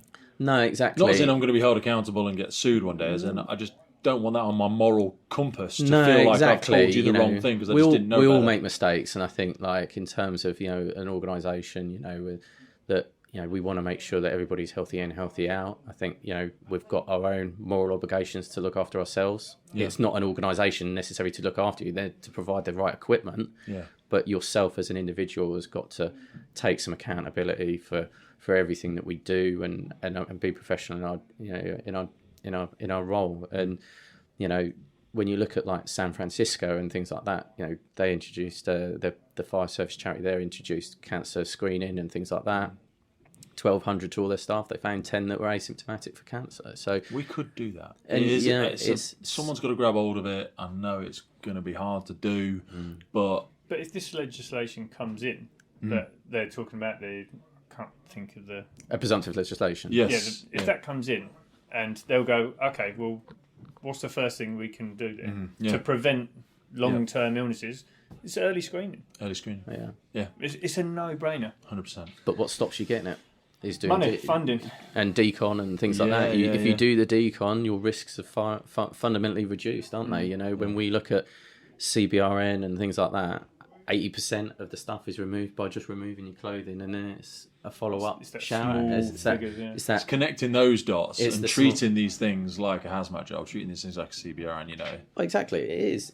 It's similar connotations. It's asbestosis, the fire retardants that are in there. You know, how often do we go damping down and turning over, and we didn't wear our PE? No. Well, the danger's gone. You know, we're just damping down. We're good. We're good at. You know, we've got gas. But we wouldn't have known that before. Yeah, no. Yeah, this is all the fire's out. brand new information. We've got gas detection on all frontline appliances in London. We've got person issue respirators. You know, you've got BA. You know, when you look at the behaviours of Sweden, that it's actually, I can't remember if it's illegal or not, but they wear BA for the entirety for everything. The job damping down the whole lot. Yeah. If we did that. I mean, again, the amount of BA cylinders you'd have to go through to do that logistically is, do we need to make that step and be brave and do it? Or do we actually just say, look, you must wear the respirators, you know? Do we want to catch up with the world leaders? Exactly. And that's where I want to be in terms of London is I want to, you know, we are well respected in this field and things like that. And I want to, you know, carry that on and try and push that forward. And, you know, we have made steps in the right direction and hopefully LFB will be a leader for the UK to strive forward. So, gents, thanks so much for your time. Really appreciate it. Thank you. I'm Alex Smith from Suffolk Fire and Rescue. I'm the Equipment and Procurement Officer. I'm Chris Hans, Watch Manager. I'm part of the innovation team in West Midlands Fire Service. So we heard loads about toxicology, about decontamination. I love that bit about behavioural change. Chris, you were bringing up some good stuff around how we look at behavioural change. I always say the hilarity of firefighters is we don't like the way things are and we don't like change. So you had some really good practical solutions, some really good pushbacks. Yeah. Because obviously West Mid's massive service, trying desperately to spread that learning, but it's so big, similar to the LFB analogy, trying to get that learning across to everybody is really difficult. Yeah. It's perspective, really. What I like to get across when I'm with crews on station is that your normality was somebody else's change. I love the story about when they brought flash hoods in and BA, when it was sneered at, you don't know, we don't need them. Yeah. But, you know, imagine trying to take those items off them now, and it'd be an uproar. Yeah. And who would agree with the tactic of letting you, if your ears are burning, it's too hot. Mm-hmm. It's just not feasible these days. So change is inevitable. Whether it's going to happen, it's happening now, whether you like it or not. Mm-hmm. And what you think is your normality and consistency with somebody else's change that resisted against it. If we embark on change together, then we can make it work for ourselves. Mm. There's always different motivations when it comes to change, Alex. It might be behavioural, it might be financial, it might be logistical. Why do you think we're struggling to grapple with this one? Some people don't believe the data, but now we're getting so many people that are having these effects personally, are having cancer later terms in their career. What do you think is the big barriers that are still stopping us from making these changes? It was mentioned in the last one where you've got the watch mentality, and that can be a positive and negative in so many different ways. I think it is, like mentioned again in the previous speaker, is you've got to find those key links to the person and what motivates that person. We are reactive. The people who join the fire service are reactive. We like to be reactive and we like to solve puzzles. It's getting into that mentality of the people and making it personal. And we have in our service started with our training department first because they are the first contact point for a lot of these people. I also think we're the most regular contact point. You know, I work in a training department. Yeah. All the rear creds, the instinct man rear creds, the whatever. You see a lot of people in the organisation on an annual basis. Whereas if you're different watches, different stations, you might go a couple of years not seeing someone. Yeah. Agreed. But the training, they should be the tip of the sword. Not that we're the best, but we should procedurally and behaviourally be gold standard. It's that example setting. Yeah. And if you can get your training instructors to set that example from day dot, when they first start meeting people, when they first start seeing a live fire and coming out of that and showing the procedures. Because whenever you see something different or whenever you see something whatever, the tagline on station is that's what they do in training. Isn't it? Whether that's a new recruit, whether that's someone that's just back for rear validation it is at all levels as well. And it's like, I'm a flexi officer. Yeah. It's up to me to point that out on the fire ground. I still see people putting filthy hose reels on the truck without any gloves on. You know, those things still exist.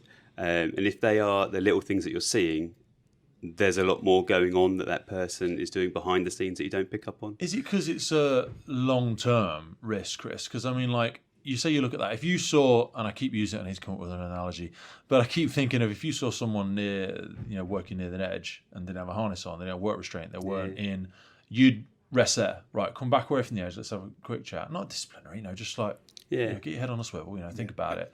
Why do we not have that same level of reaction when we look at it? Because it's like, oh, Chris, I see you working really hard.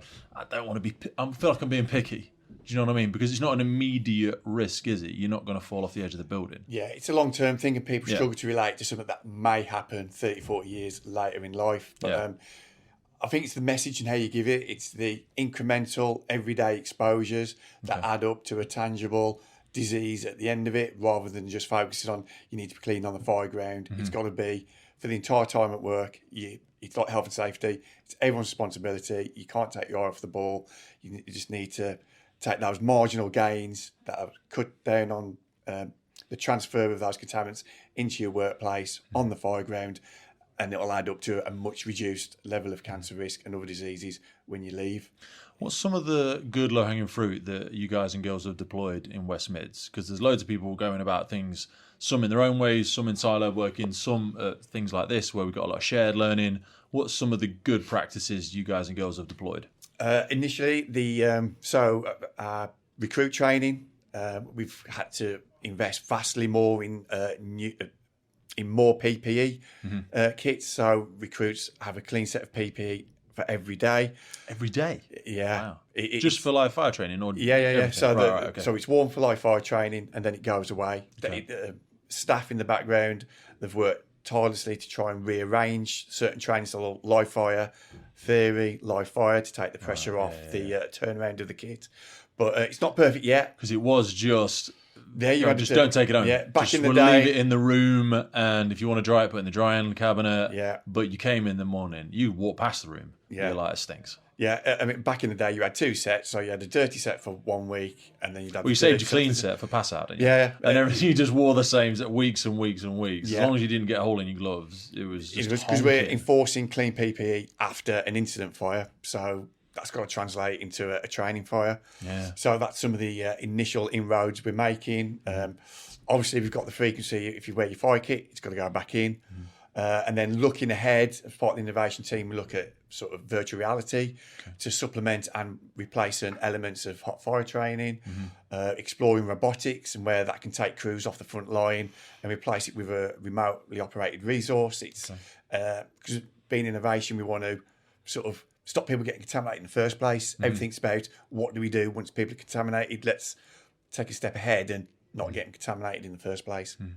What about some of the decon stuff on scene? You know, when you're going out and you're seeing people deploy, is it the wipes are sharing the hour? Some of the FBU stuff's been great. Some places it's been adopted. Some places logistically it's harder. You know, we're hearing today there's 7 stations in Scotland haven't even got running water. Yeah, I find that really shocking. It's crazy, isn't it? So I think we're good at getting that information out there. Okay. Maybe not so good at following it through. Okay. And making sure it's happening. And I can give one of my stations when I was district manager, prime example, their shower went off the run because of Legionella. Okay. So they put the sign on it, can't use it, blah, blah, blah. We had processes in place for them to go elsewhere straight away if they needed to.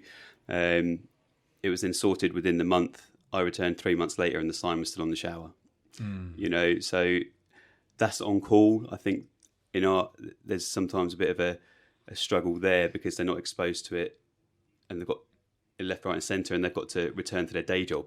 You know, so they are do that, return to where they need to be. So there's a bit of mentality to change there. I mean, we spoke about on call in there around obviously the uniform, quote unquote uniform that they're wearing underneath the fire kit and blah blah. But it also made me think, because we were focusing around how everyone runs in, and I was on call for 10 years. But the whole time, like, how many people bring spare uniform? I always used to bring a spare t-shirt because sometimes I wear the t-shirt in the gym and I need to put the t-shirt. We focus so much on I need to change my PPE. But we have spare sets of uniform, underwear, socks, the whole thing I've worn when I have been there. Yeah, I can only speak for myself and say that was in my locker, and I was told that from a very early time to do that. But we didn't lockers because they said you couldn't keep clothing with your PPE. Yeah, and so we've had separate lockers for that kind of stuff for a long time. So for us, I suppose, or from my experience, that was a relatively straightforward and easy win. But is that mandated though? Is it encouraged? No. But did we change gear when we should have? No, definitely not. You'd come back from a job in your under stuff and get straight back into bed or whatever it was, or you'd go home and you wouldn't shower, you wouldn't do that kind of stuff. So I think that's changing, and it is for whatever reason, and I can't put my finger on it, a slow wheel to turn. Yeah. Maybe it is that longevity thing where looking 10, 15, 20 years down the road, but more and more people are seeing that impact. More and more people know a firefighter, have lost a firefighter, be that short after retirement. And that you definitely notice the change now where people, when they get the opportunity to retire, are actually taking it because they've witnessed too many people now who thought, no, I'll work for a few more years and then not get to enjoy it because they've been hit by cancer or related illnesses that they could be related to the fire service. How much of this, Chris, do you think we need to be... What's the stick? What's the carrot? We need to motivate people. We need to encourage people. I mean, I was hearing a great thing from Robbie. We had him on the podcast recently, saying that their hot fire training days, so their CFBT days, fire behaviour days, if you do not shower, you do not pass the day. That is one of those non-negotiables. And I thought, that's great. Like we say to people, bring a towel, make sure you shower. But when they've left the fire ground, we're like, quick debrief, sign the fitness decks. Off you crack, have your lunch on the way home. I mean, we finally got to the don't eat on the incident ground thing, don't eat on the benches near the freaking firebox. Yeah. But, like, what do you think about that, forcing people to shower? Should we be forced? Should I be? I'm not going to watch you in the shower. Obviously, we're probably overstepping the line there, but where do we go with this? Absolutely. So, in the West Midlands, we have an assessment called tactical ventilation. That's where we go into a hot fire, perform a rescue, control the TAC vent. Control the fire, make a ventilation. Get out the flow path, fans on, vent the room, put it out, happy days.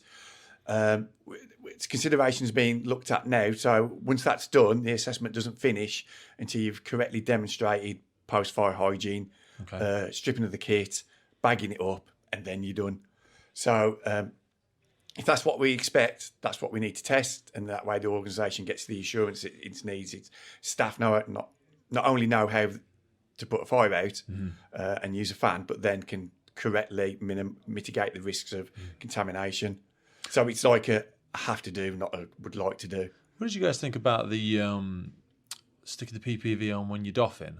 I thought, genuinely never thought about that. Yes, we're continually off gas. Do you do it already, or is it? No, I mean for hazmat and CPS. Part of that decontam was like to turn around pirouette, expose creases to the air so gases that were stuck, vapours could escape. I think that's like an obvious, again, easy win. We've all got fans on the trucks. Yeah, and the same for car fires. Why, if you've got your attack direction, just have it with the fan, use positive pressure just to knock the smoke back. It's those marginal gains. You'll have some exposure. You won't have the exposure you did have, and it's those marginal gains that add up to a big difference at the end of your career. Yeah, 100%. Yeah, no, I agree. It didn't even cross my mind for some reason. We are currently in the procurement phase of battery PPV, and that'll make a big difference. Significantly lighter. It's lighter. It's not as noisy. Because the big heavy ones, quick, easy, get to work. Supposed to be a two-person getting them off. Yeah, they're clunky. They're noisy. And emit gases themselves. That's why you can't take them up a high rise and blah blah blah. Yeah, so we're still at a position in our service where not all of our stations are PPV. Okay. So bringing in these battery fans will then push the petrol ones to those stations. So in 18 months, I hope we all will be. And I'll take it back to our training team to maybe emphasise the fact that it isn't just building fires that they've got a benefit for. And when I roll out these new battery ones, that will definitely be on the agenda to make sure we kind of switch on to remembering that it's a tool that does a function rather than a tool that we attach to an incident type, if you know what I mean. That's right, yeah. It's just a thing that does a thing. You could use the thing for any lot of stuff. Yeah, it's really. perfect innovation, being open-minded, thinking outside the box. Yeah. I mean, I don't know, the number of firefighters and fire staff, and then there's just one or two people that have thought it's of that innovative procedure, just try and mitigate that risk. That's what it's all about. And then sharing it. Yeah. Not gatekeeping it and trying to profit from it. It's the sharing for the That's why I think sector. events like this are so great, because we have our regional NOG groups and everything, and we're just talking about BA here, but there's many other factors where I personally feel like we are getting better at sharing that. We probably need a bit more formal streams. Sometimes it tends to go up to NFCC, and then if it filters back down, great. But more things like this, I think, are a real benefit. Where are your different services at with the particulate conversation around flash hoods and things? I know we gave an example in there. Hampshire have gone for it. We're in a fully managed contract for a few more years yet. So for us, I think that won't change anytime soon with that. But it also gives us a couple of years to watch other services, which can be beneficial. I know the problem is here and now, but it gives us a little opportunity to watch what comes out of that, and then hopefully that big group that we are part of will follow that route with particulates and maybe LCO2. I don't know, but that group obviously has a big buying power and a big force. So I think we can kind of hopefully get the market to do what we want, as opposed to be led by the market. That's the difficult bit, isn't it? Sometimes it'd be easier if someone just legislated it, so that it doesn't become an elitist thing where your bigger services, bigger brigades, it's like the old analogy: the rich get richer, the poor get poorer. It's like, well, the big services will get the good stuff and their staff will be healthier. Smaller services won't.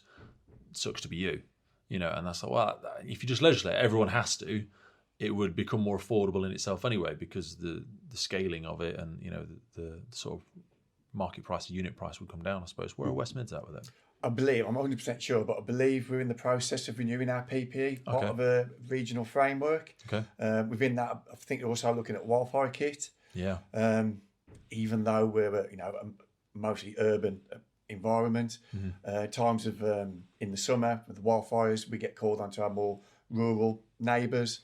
And then we're doing open wildfire fighting in structural PPE, which is not a good thing. And then crews are stripping down, and obviously exposure to contaminants.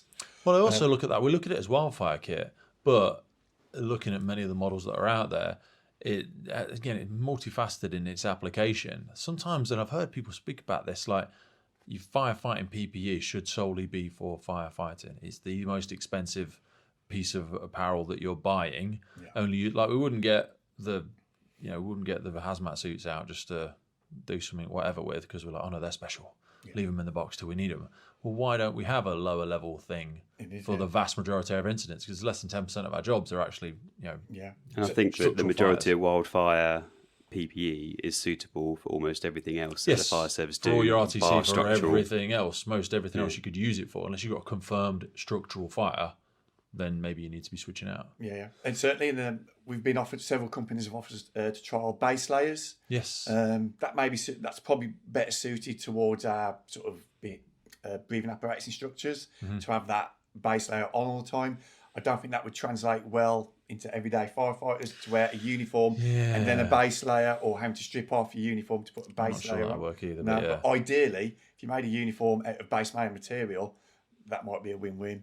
Yeah, but I agree with you, and I know it's not what you were saying there, but I hate when people do use the excuse that, well, it wouldn't be fair for everybody. Yeah, but your fire behaviour instructors is one example, or your district training department, they're higher exposure. I'm not saying do it for everybody, and I'm not saying they're special. I'm saying they are at higher exposure. Yeah. So at our training department, it started with instructors having Braga underneath.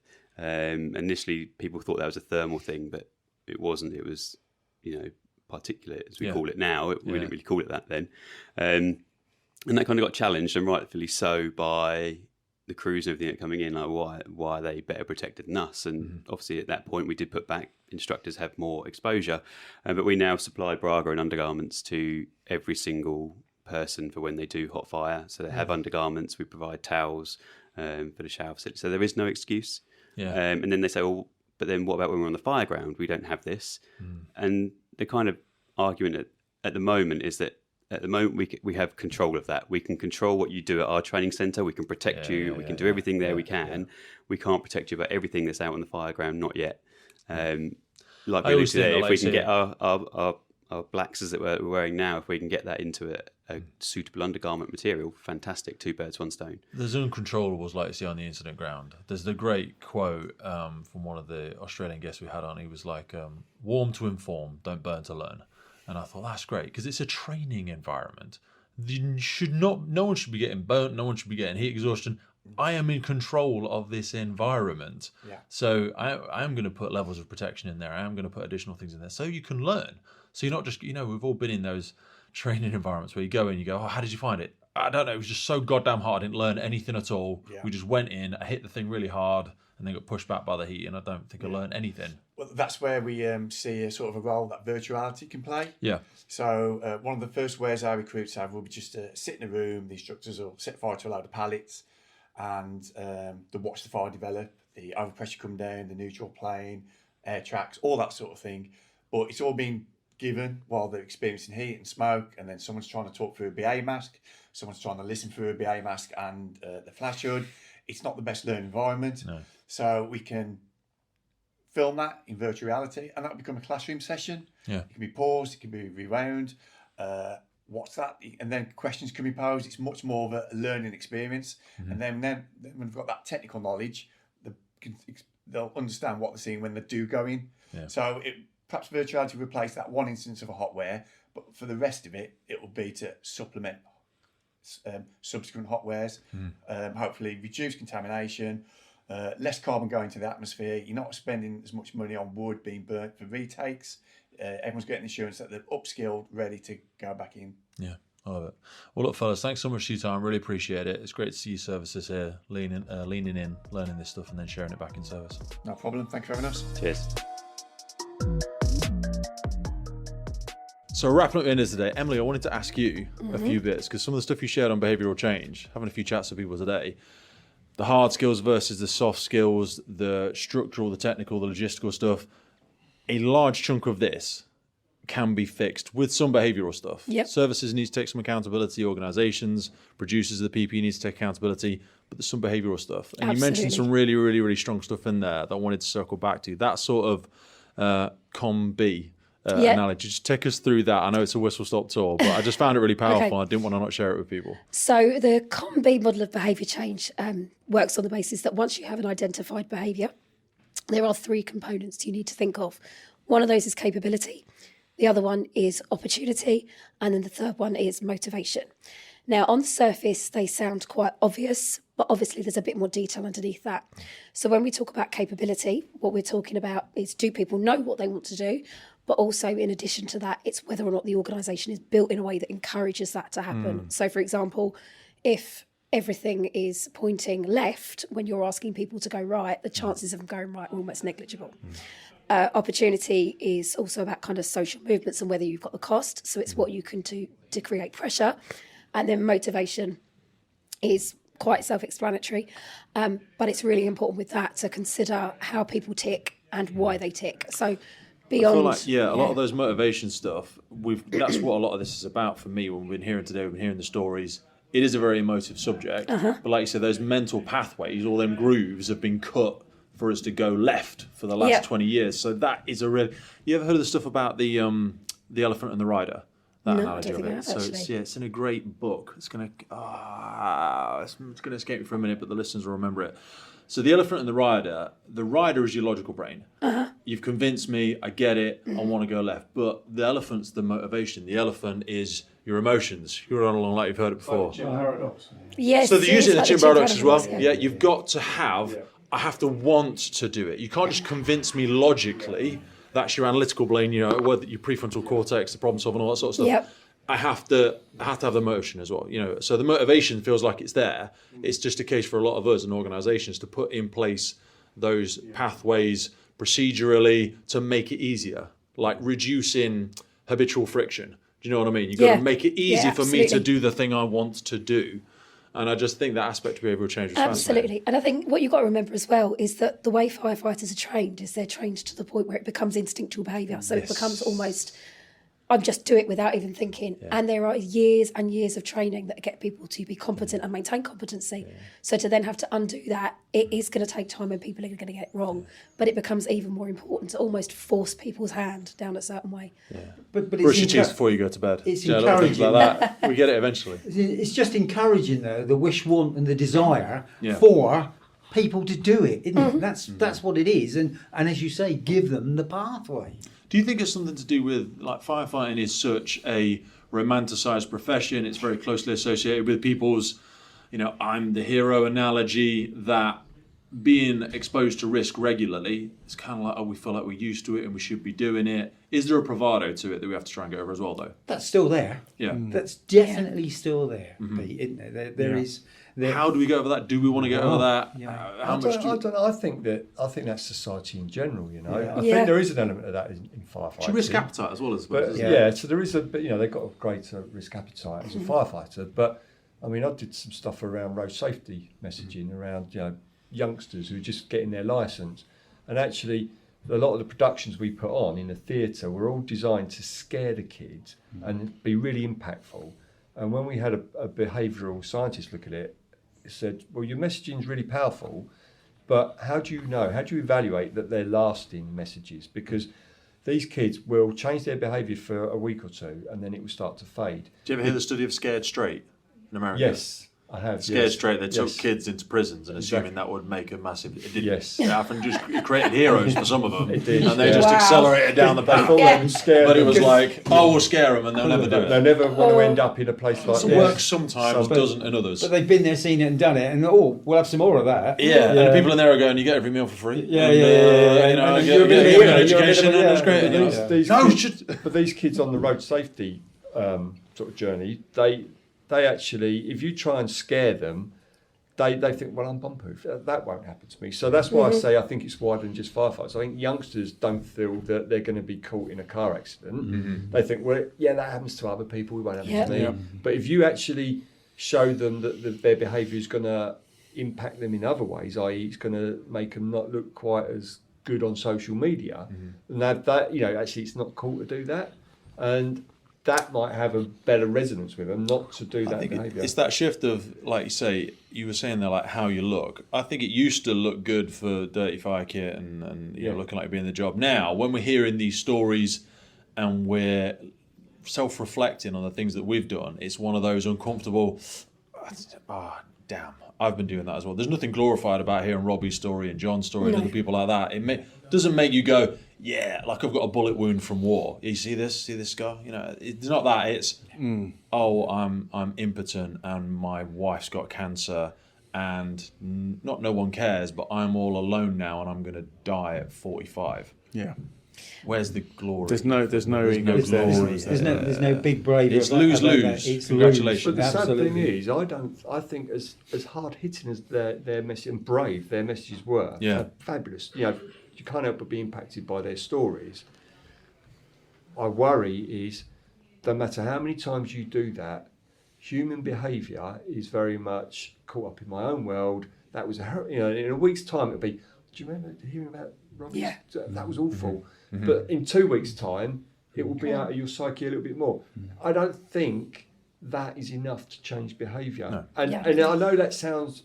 No, you're right. It's got to be a million fingerprints. It's got to be regular, weekly touch points. It can't just be one pivotal thing that you hit someone with. And we did that once a few years ago. We spoke about it earlier on, didn't we? We needed to get to the stage where we talked about things being socially unacceptable. Yes. Yes, absolutely. Yes. And it was like the someone drinking analogy. while they're driving. Yeah, exactly.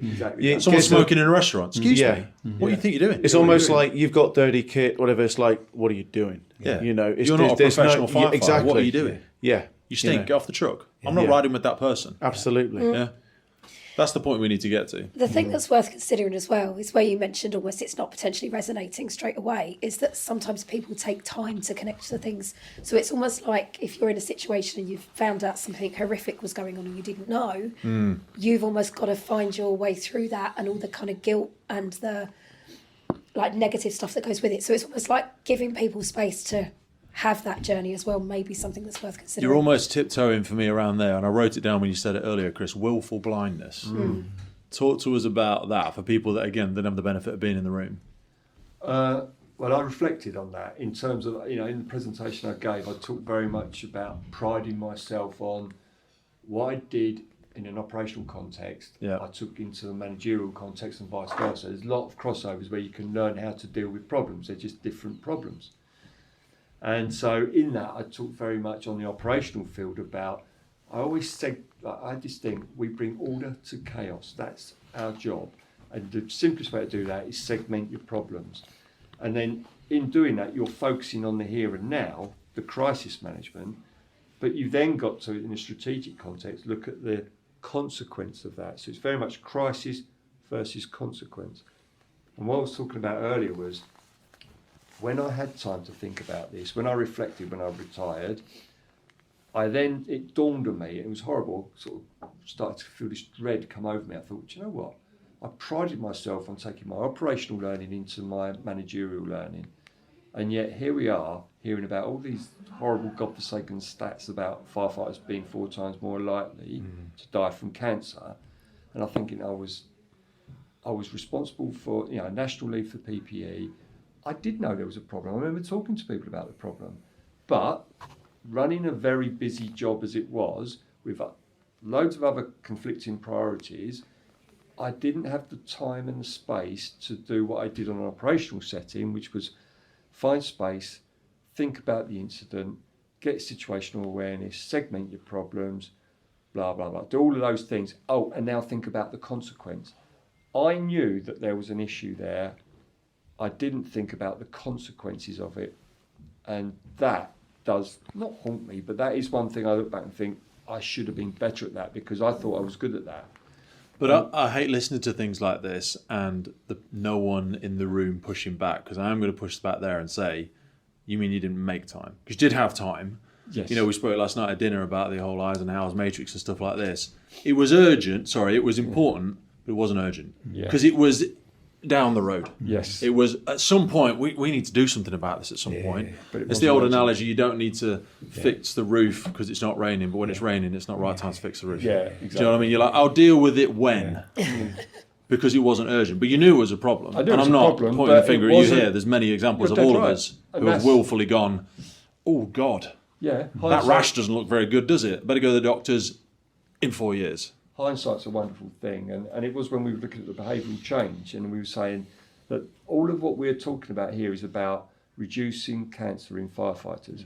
But that very topic is very abstract. As we were talking about earlier, people don't really believe that that's an immediate problem for them. And so they focus on the problems that are here and now. And that's what I did. You're right, in hindsight, that should have been at the top of my list. But as per the analogy I gave around NASA, where they were accused of willful blindness because of their willingness or persistence to launch the Challenger, knowing that there was a dodgy O-ring involved, and it blew up on them. And then the judge said, if you should have, or you did know something that you strove not to see, you are guilty of willful blindness. I think when we've done work with Gore-Tex, they have this principle of the waterline. I don't know if any of you are familiar with it. They're like, is it a waterline decision? And what I mean by that is, if a bullet hits the boat, if it's above the waterline, it's okay, it won't sink us. Do you know what I mean? So maybe they were looking at that nut bolt and going, well, it's not a waterline. But now this thing has worked its way to the end of the urgency conveyor belt and is dropped upon the floor in front of all the chief fire officers and all the people in these organisations.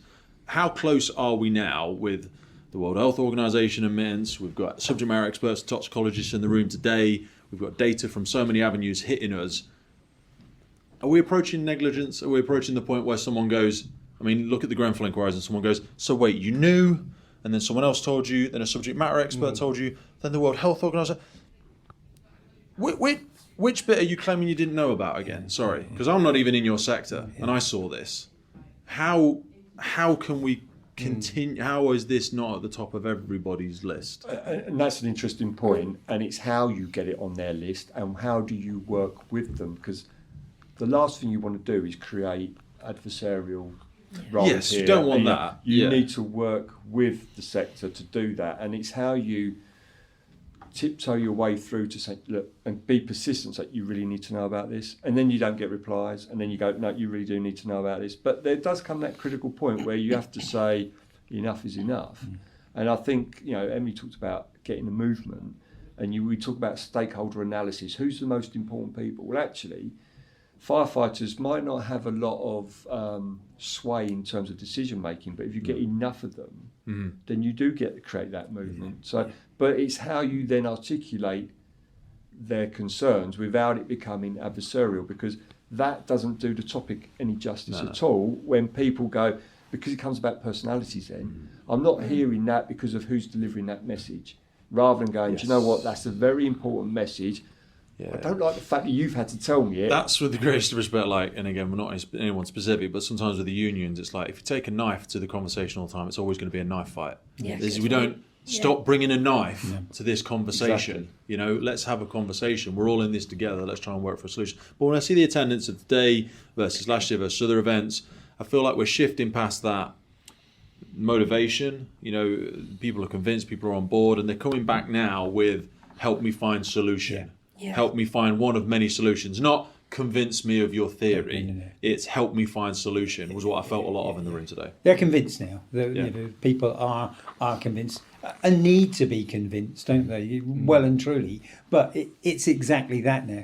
Come on, we just need to really push this one on and push this one on over the next hurdle, over the next jump, really. But we're getting there. The traction is there now, isn't it? And you said it yourself, Emily, like resistance or confusion or anger or frustration or enthusiasm are all forms of engagement. Absolutely. So we're in it. Absolutely. They're forms of engagement, but they're also a massive form of information. Yeah. And it's really worth listening to that and unpicking what that resistance is and why it's happening, because it gives you the key to how to move forward.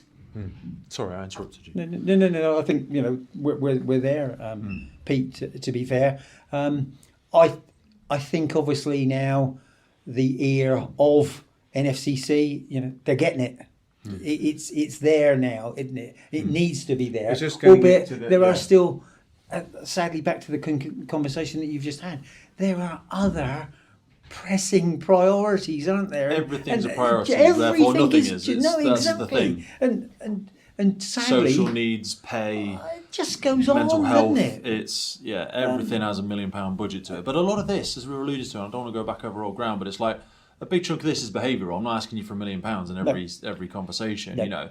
Chunks of this will cost money. Yeah. But as I've said with a number of people today, someone is already paying the cost. Yeah. We look at the cost and we think pennies or pounds. The cost is not just that. The cost is the families that we've heard about today. You're actually just passing the bill onto someone else, and they'll pay it a long time away from now. Yeah. So I always say there's no solutions, only trade-offs. Do you know what I mean? Someone's paying the bill. It's just how you think they're paying it. I think the problem that's out there is, how do we coordinate our activity? How do we get strategic about this? Because this has a lot of the hallmarks of when we introduced community fire safety.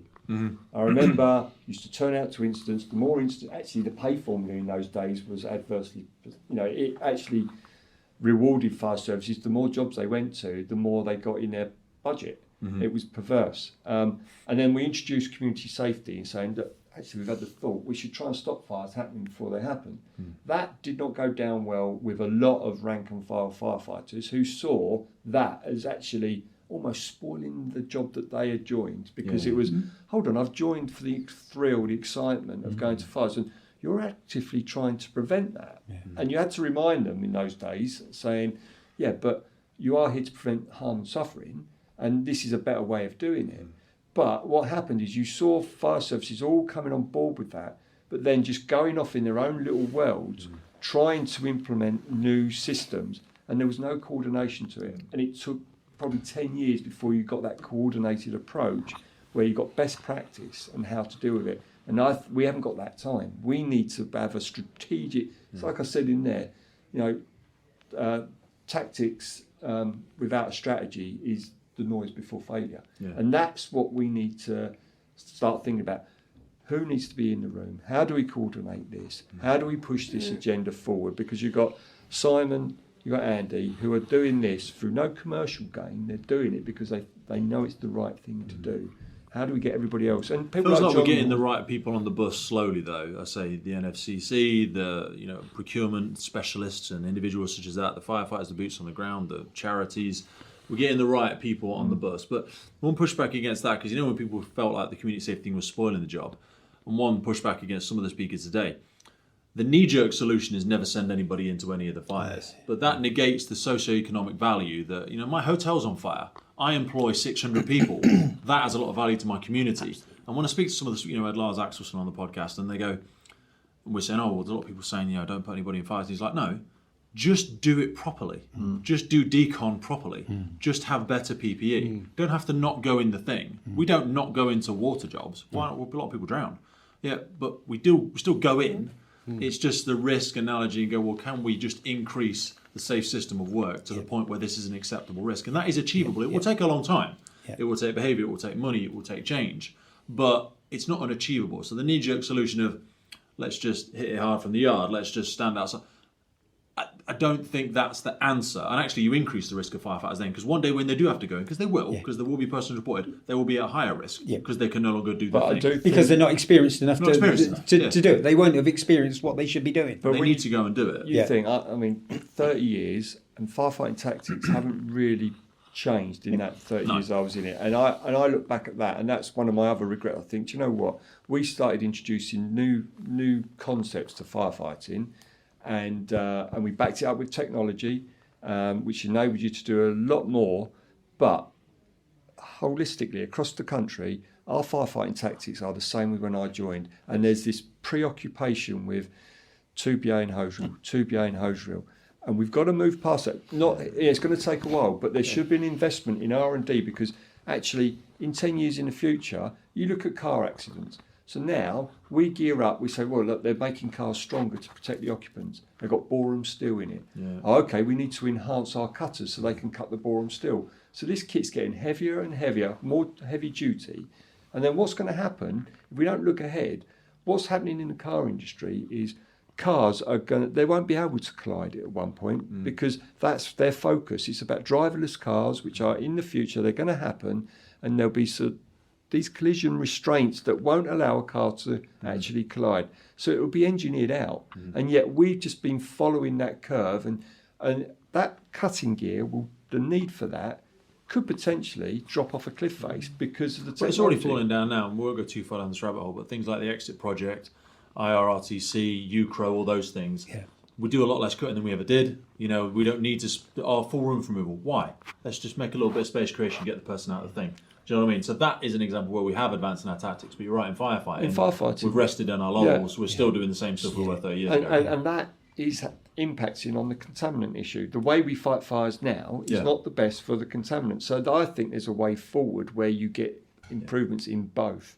There's training, there's a behavioural, there's a procedural, there's technology, there's equipment, there's technology, how we fight fires. And we're a long way off before having not having to send people inside a compartment fire, but we should be getting, those opportunities should be getting less and less and less as we move forward. And that will solve a lot of the contaminants issue overnight. I want to be respectful of people's time because we're getting late in the day. We want to get ourselves off. Simon, we've had a lot of speakers today. You've obviously been present for a few of the sort of iterations and evolutions of these sorts of things. What did the mood in the room feel like? It was great to have the toxicology and the academics here today. Was anybody you were particularly impressed by? I think my overall feeling is it just feels like there's a movement now. It feels like a tribe of people who are committed to something important. I mean, the last session we had with PGI at Biggin Hill was a really good event of itself, but it definitely felt like momentum was building today, and I'm looking forward to the John Lord event in Manchester. There's momentum and there's commitment. Yeah, I think it's very tangible. How about from yourself, Andy? Yeah, I kind of mirror Simon's comments really. Yeah, the one we had in September was fantastic. Way better than we thought it was going to be. But and I think we have created a movement really, because that's when we decided, look, we're going to need to do a second one.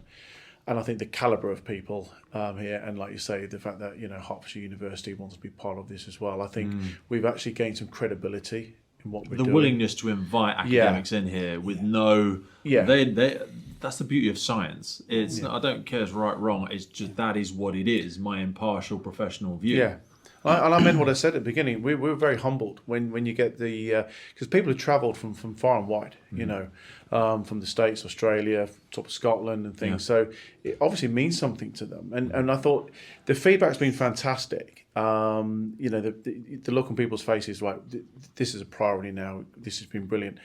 And I hope that does continue, because unfortunately, as you said before, it's when they get back to base, they get back into their day jobs, and then everything, it starts to get lost. And so it's almost like we do need to keep this going. Yeah. But how? Because I don't want to do the same old. We want to have another, Yeah. So it's keeping that continuous networking. That's my people will go back as champions, lonely champions. Sometimes it's like the warm bath analogy. You come to something like this, you really, really warm, you jump out, you go back into, and then people discourage their drains versus radiators, and they can pull a lot of that energy and enthusiasm out of somebody. So it's important to have that network. Or they change jobs, or they move on, and you've completely lost that.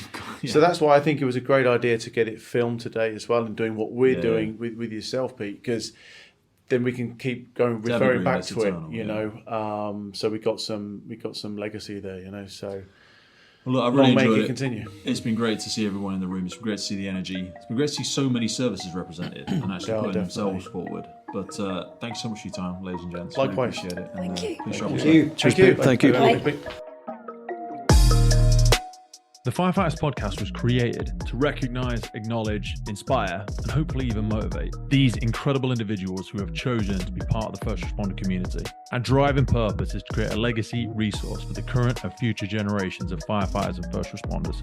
We get some incredible feedback from listeners and guests, and as the podcast grows, our desire to create longevity and sustainability means we are asking for the support of our listeners. If you want to support the podcast, if you want to get discounts to our merchandise, hoodies, clothing, coins, patches, tallies, and also access to all of the incredible documents get shared with us from our podcast guests and sector leaders, then please head over to our Patreon page, and for just £3 a month, you can support the future of the podcast. Please finally hit that follow, subscribe, or rate button on the platform you're listening, and wherever you're around the world, please support your emergency services responders, and thank you for listening.